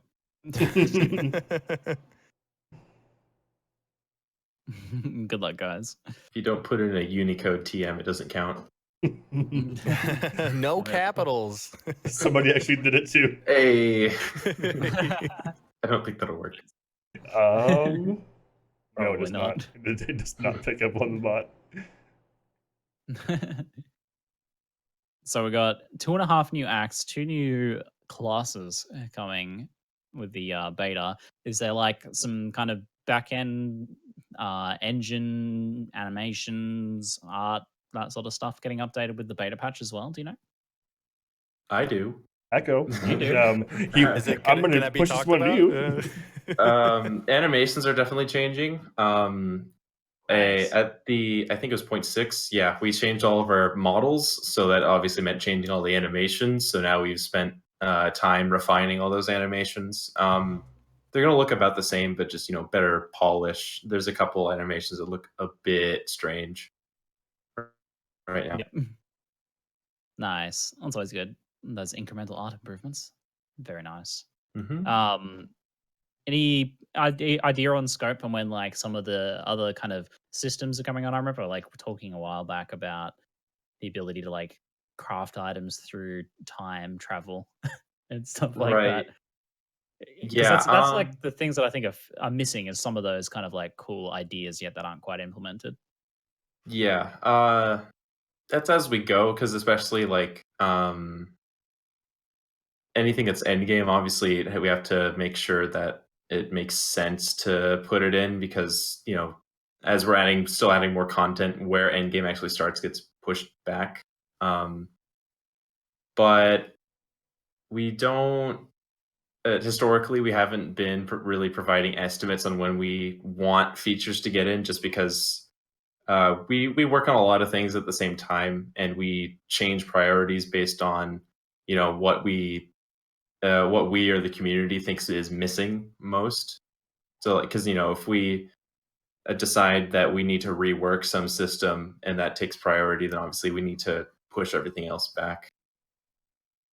Yeah, fair enough. I was just wondering if you guys had like any plans for kind of like early implementations of that. Like you kind of were Yeah. able to get some things in earlier just by giving them like a little slice, a little Mhm. vertical slice of it. Mhm. So, for example, I mean, just for Yeah. example, like uniques existing in the game, it's like you don't need to put all the uniques in the game to showcase the unique design. You just have a few uniques, or you have like the Right. arena to be able to test some sort of like pseudo end game before the Yeah. game actually has enough game to get to end game. You know what I mean? Yeah. That's And the the game. monolith is definitely continuing that trend. The monolith of fate. We have even more plans for it than what's going in now, but it's going to be a good alternative to arena. Nice. I'm excited because Arena's been around since the demo, and so people would level up, and then it'd just be Arena, and you would just sit Yeah. there until whenever. But like Yeah. this is going to be pretty large for the LA community, just because there's going to be something new to do, and actually going to be more involvement than just stand in a circle and just wait for mobs to come and attack you or destroy you and one shot you, because that Right. happens a lot. Could you describe this system for us and for some of the new people? So Who haven't been following the this Monolith of specific? Fate. Give me just a second. We're gonna end the giveaway in 5, 4, 3, 2, 1. Congrats. Ms. Mag is yeah. We're gonna go with that one. There was Miss an Magic attempt. Suite. Yes. Akko, when you get a chance, I want to ask you a question in particular. If you may be able to answer this, I don't know. So the visual appearances of some of the unique items, can we expect to see some of those fleshed out with the beta release? With like 3D models. Yes. No, not yet. Yeah, yeah, we still, because we only have so many modelers, so they're more working on campaign stuff right now. Okay, that's cool. Yeah. Makes sense. Okay, so You probably Ms. don't want to do that before like rigging and stuff is all finalized anyway. Yeah. I mean, Tablet just got a update. What 2 weeks ago? And it's been in the game for so long. So I mean, I think the updates will come as more and more as we go along. Miz, if you do want the game, you have to reply yes, and then whisper Leroy in chat. And then Yeah. Monolith of Fate. So a quick example Yeah. is that you start off with a single timeline zone accessible via the Monolith, which lets you play through a new quest line in the ancient era. Perhaps this quest line has you participating in the war between the northern god Herod and the rebellious tribes that follow his corrupted son. The normal series of events would be that Herod prevails and rules kindly over the humans of the north. This version of the divine area is what you would witness in the main story's timeline. And you could, of course, let this transpire and have that timeline of the monolith. Or you could betray him and side with his son and the rebel barbarians. This makes a new branch in the monolith in an alternate timeline and subsequently a new timeline zone and questline to visit. When you finish this quest line and make the choice, you have now unlocked an alternate timeline zone for the Divine Era. In this alternative timeline, instead of Herod peacefully ruling the humans of the north, it is now ruled by his vicious son, and the hordes of his centaurs and satyrs are sweeping through the world. This new quest line and the new alternate timeline would offer even more choices that result in more alternate timelines. That Not sounds saying time travel, but crazy. time travel. Yeah. Well That's done, definitely bro. our. Fine. Yeah. I'll be a bit of a downer. The more lore implications aren't in yet, but that diverging paths and having your previous choices impact what you make in the future is part of it. So you'll be getting modifiers when you select a zone. And so obviously selecting the zone chooses the layout and what mobs are there. And then it gives you the modifier, and that'll persist for a certain number of zones down the line. So you're going to be building up the modifiers around monsters, so you can try to avoid mods that are difficult for your build, or if they're going to be with a short duration, rather than you might take it rather than one that'll be persisting for longer. So that's the state of it now. There's lots to come. We're not done with any of our systems yet. There's always more layers and content to be added. So from a gameplay perspective, this is like an end game system where you have like a zone that you get a modifier for it that'll have negative and positive outcomes, or just negative outcomes, and you're kind of like dodging bad ones, or how does So that you're work? selecting the modifier that monsters get, but as you stack more zones, you're getting more Okay. rewards. Like you Yeah. get you get benefits for chaining it. Okay, cool. So you're Yeah. trying to like intelligently choose or stack these modifiers, and then, like you said, maybe going for some like shorter duration ones if they're particularly bad or something like that. Yeah. But maybe getting a little bit less reward out of that. Mhm. Okay, and then like stacking them up as you continue to roll on down the line. Interesting. And these, like Hmm. in a gameplay sense, these are like randomized zones or handcrafted zones, or Procedurally what's the generated, or yeah. For now, they're more fixed layouts, but there are aspects of them that will randomize, like placements and such. The plan is to have this sort of content be procedurally generated. okay? And how does it structure in terms of like it's a zone with monsters and then there's bosses at certain points, Yeah, or so there's a boss. We want to over time add in multiple different types of objective. So the zone that you pick will also influence what you're doing in the zone, rather than just a different type of mobs. okay, so you might not just be like kind of clearing it, but rather like if it's if it like has a specific lore theme, you'll be doing something associated with that lore theme Yeah. down the line when the lore elements are added. Mhm. The Interesting. lore. I love the lore. Yeah. We need more lore, guys. Because the That's why idea we is that got more chapters. Heck yeah. the idea is that long term this ends up being themed after this whole concept of like branching paths in time, and then the Yeah. like end game gameplay system kind of like follows that thematically. Okay, but Mhm. not synthesis. Let's make that clear so we're not copy pasting anything. It's not synthesis. That's right. And, it could truly add to some very deep content. The depth of the time travel aspect is, the sky's the limit. I mean, they can, and, just let their imagination run with it, which is exciting for us gamers to see what's going to happen. Mhm. Yes. Yes, quite. Hmm. All right. But, yeah. Giveaway number 4. It'll be Ooh. exclamation Good point luck. race hype. Race, RACEHYPE. 4 giveaways. What? Where's my giveaway, chat? I mean, you can enter. I'm not going to give it to you, but you can still enter. I mean, yeah, I guess you can. Ziz, did you just put all caps? Did I just see? You troll. Or was that Ziggy? That was Ziggy. It went way. I'm Okay. entering. Look, I'm right when I win. So, the Skulkin creature image as well. Do you want to Yes. go over that? So, with I from know we're Kickstarter out time, but yeah. I know. We'll get there. So the Kickstarter animal or the supporter packs gave the Chrono Worm, the alpha gave the turtles, and then the beta will give the Skolin, and the Skolin looks something like this. Well, there we go. So, judging on this, starting from right underneath me will be like the basic supporter pack, and then it goes up and up and up, depending on whatever beta pack or beta supporter pack you plan to purchase. So you'll get this pet, which is going to be exclusively just for during the beta timeline. It only will be exclusive for then. Yes, you can still use it in the full game and stuff like that. And then so you'll get that. You'll get your MTX. You'll get your shirt. Or I think we're doing. I don't know what we're doing as far as merchandise goes this time. I've heard rumors. And then what else do you get? The form title. You get, depending on your tier. I don't know what all packs have, unless you do. As far as the No, I Boys. don't. Not off the top of my head. Yeah, they haven't been announced yet. Spoilers. It's pretty cute. Can you pat it though? I guess just with your mouse cursor. Can we add Maybe. emotes in the game? Pet turtle. Very nice. Very nice.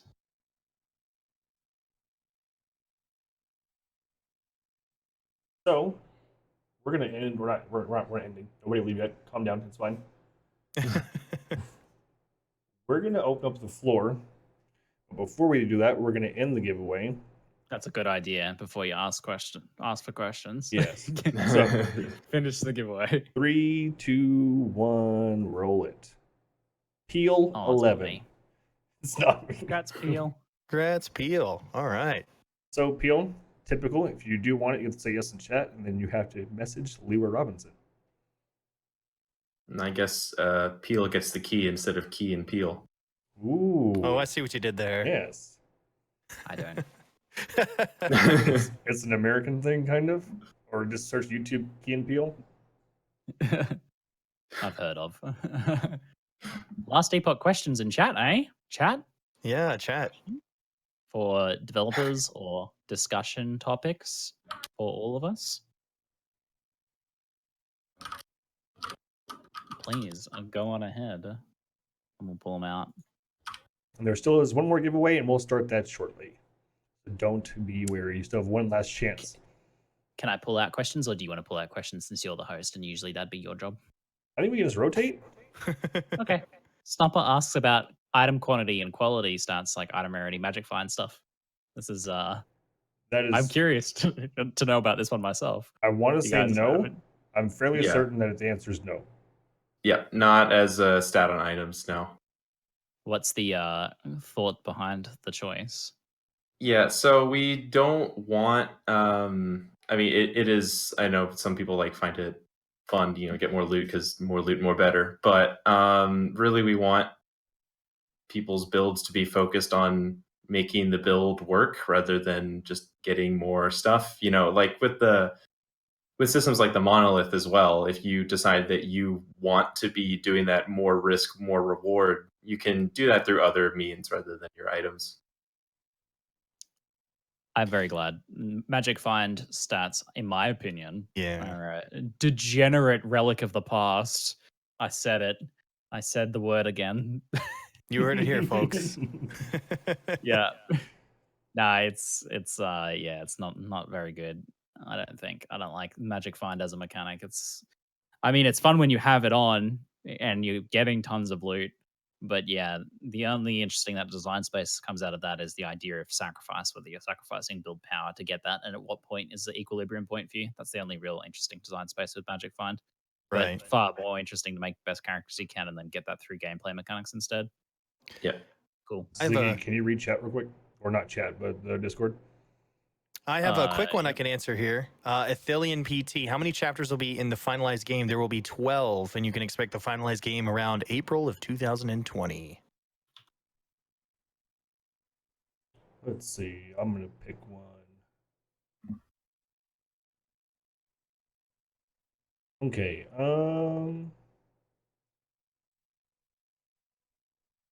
So, Shad asked a pretty good question. It's kind of based for all of us, but I'll go ahead and start it. What classes will each of you be starting with and why?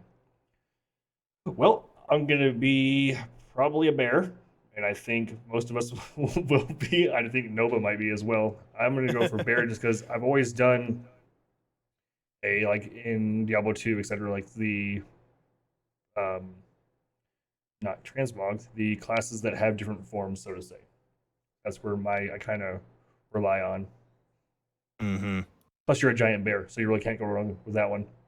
I mean, fits your MO. Well, if you're doing a bear, I have to do something different. All right, guys, I'll do a paladin. You've heard it here. I'll do some sort of paladin. I don't know what to expect, but hey, let's wing it. Is this for a launch or for beta? It's like, what are we going to play at launch? Or is I this think for beta launch. launch? Yeah, Beta launch. Beta launch, yeah. Yeah. I have no idea, man. It'll change so much by then. Right now, I'm loving my Spellblade, but I'm sure it'll all be different by that point. Yeah, and I usually first go into like bow classes in action RPGs to see if they're any good. Until I get tired of them and then start playing other things. But I've been more into spellcasters lately. I like the Spellblade. It's cool to have melee spellcasters. That's an underrepresented niche. So I like Spellblade action. I'll say that for now, I guess. Yeah, I can't wait for that rogue. We can see something like that coming to fruition. It's gonna be super cool. I'm a big fan of ranged classes as well, typically. Okay, So I maybe hear we can you. just ask. Maybe we can just ask Hacker what's going to be the best class that people should play at launch. Ooh, Ooh. insider what's info. Every studio has a darling. The lead developer has like their favorite class, so they make it more overpowered than the rest, which is the one. Yeah, we'll see. The thing is, we have a diverse group of ARPG players. So the game director wants Meteor. Lies. Everyone else wants Acolyte. Well, no, I think he changed his name. He changed his mind recently to a bear, if I'm not mistaken. And That's true. I think Judd changed his mind. But heck, if you want to go ahead and answer one question besides that one, if you would, that's fine too. But still continue to answer. No, yeah. I'm bad at picking favorites. But no, a lot of the time, the dev team favorite is the most recent thing. But I think that's true for a lot of things, really. Like something new is always fun, whether you're a player or a dev. So yeah, I'm sure everyone on the team is going to be rolling a druid at least once during beta. Yeah, I mean, you've got to. Yeah. Dilworry was asking, how are you guys going to guide new players in the beginning or guide players in the beginning of the game? I'm curious about that. Like, is there planned like tutorialization or like organic learning, that sort of thing?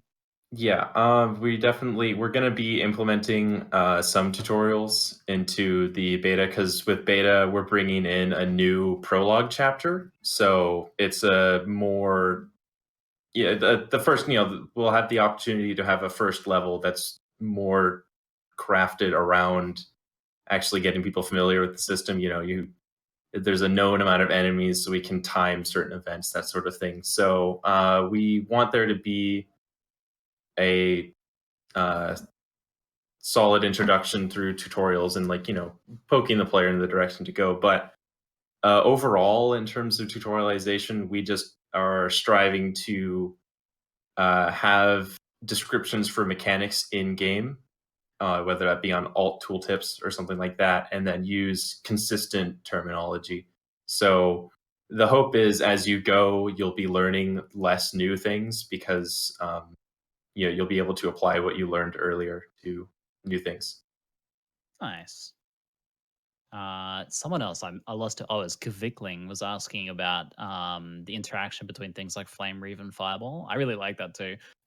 Curious to see if there's more of that. So what it does, for people who don't know, Flame Reave is like a skill from that does a melee attack that shoots out fire, and then there's a skill point you can add to that will add fireballs to it, and the fireballs get the properties of your fireballs from the fireball skill tree. So an actual skill with all of its skill modifiers applied. So you get kind of like some cross synergy there. How much of that are you guys planning? So there's we haven't figured out exactly how much we want to plan, because obviously with the design space of uniques already, caters towards having interaction between different skills, and then the individual skill nodes give us a lot of room for that. But we're still determining how much we want to lean into that. And there's because you can have things that are expressly designed to work and interact with each other, or there's also obviously the emergent gameplay mechanics as well. We definitely want to leave room for that, because even if you don't end up using it, I think it's really nice for us to have those moments of, oh, I found something new I can do, and that's really important. Absolutely, yeah. So we're going to get closer towards the end. We have one more giveaway to give, and so we're going to go ahead and start it while we wrap this thing up. Exclamation point, beta is coming. Beta is coming. Just because tonight's Game of Thrones, and I don't want any spoilers.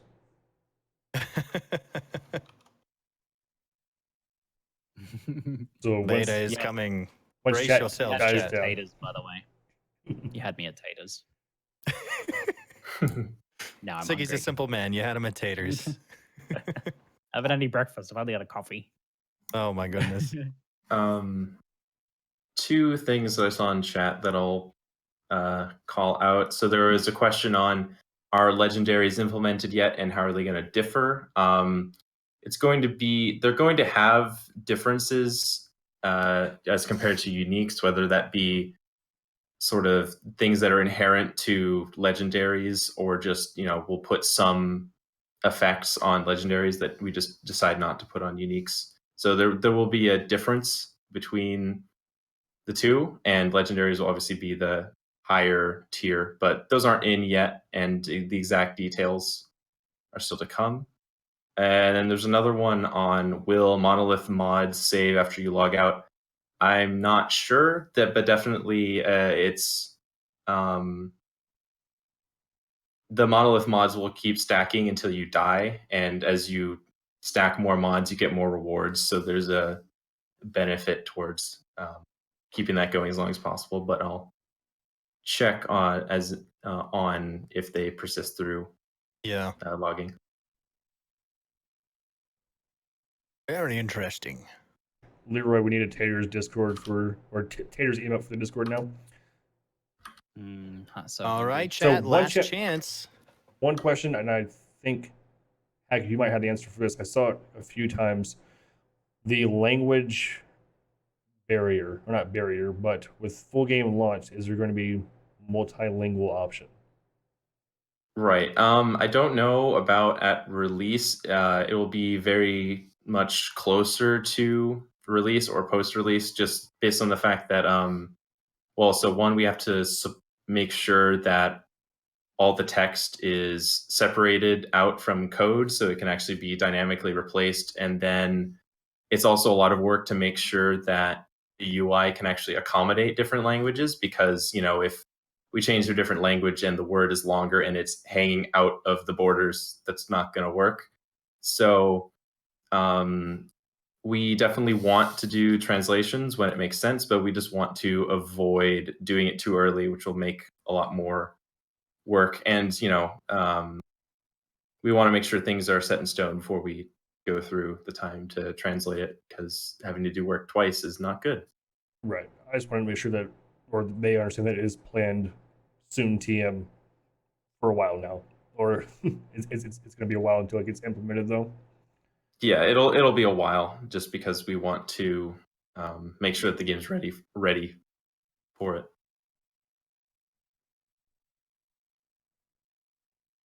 Well, it makes sense. Oh. Yeah, you want all your resources going to one, one primary task, and then is to get a stellar product, and then getting language support certainly would come after that. Yeah, that seems like a good idea.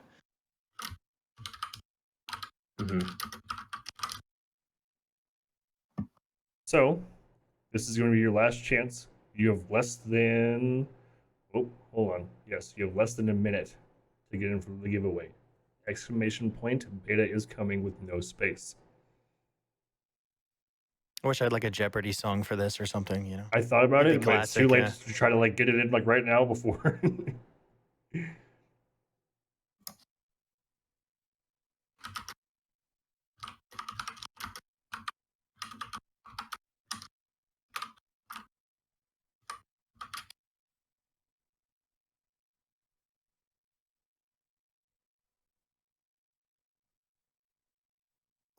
All right.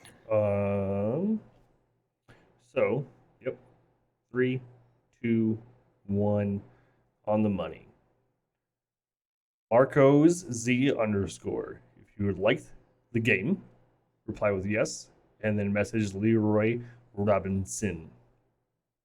And congratulations. Good job, Marco. Hope you enjoy the game.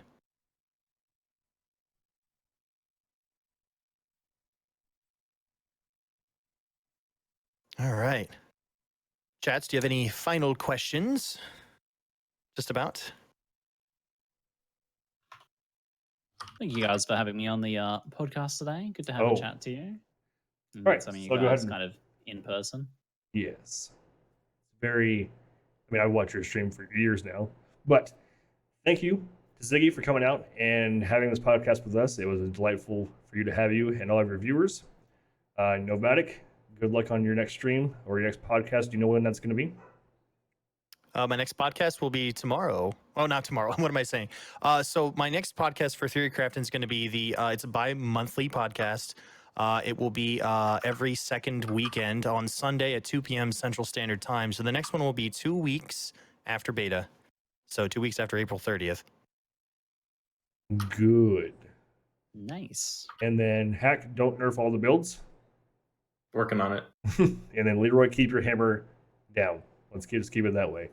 And I appreciate everybody coming out. Congratulations to those who won. Beta is April 30th, and I hope to see all you there. I myself, Ziggy, Novatic, I'm sure there's going to be a lot of streamers, so please be out there and support them while they're showcasing the game. And then with that, I appreciate everybody coming out. And I'm going to hand you all over to Ziggy, who is going to be continually streaming. As long as I can get Yes. this right. There it goes. I'm going to stream some last Epoch brokenness on the Spellblade, so you guys come and check that out. I'm probably going to make a coffee though, so I'll be in that. I'll play some Alright. tunes. Thanks again, everybody. I hope everybody has a good night. For those of you who are watching Game of Thrones, I don't know what's going to happen, but I'm excited. So see everybody. You guys have a great time. Bye, See ya. guys. Bye, chat.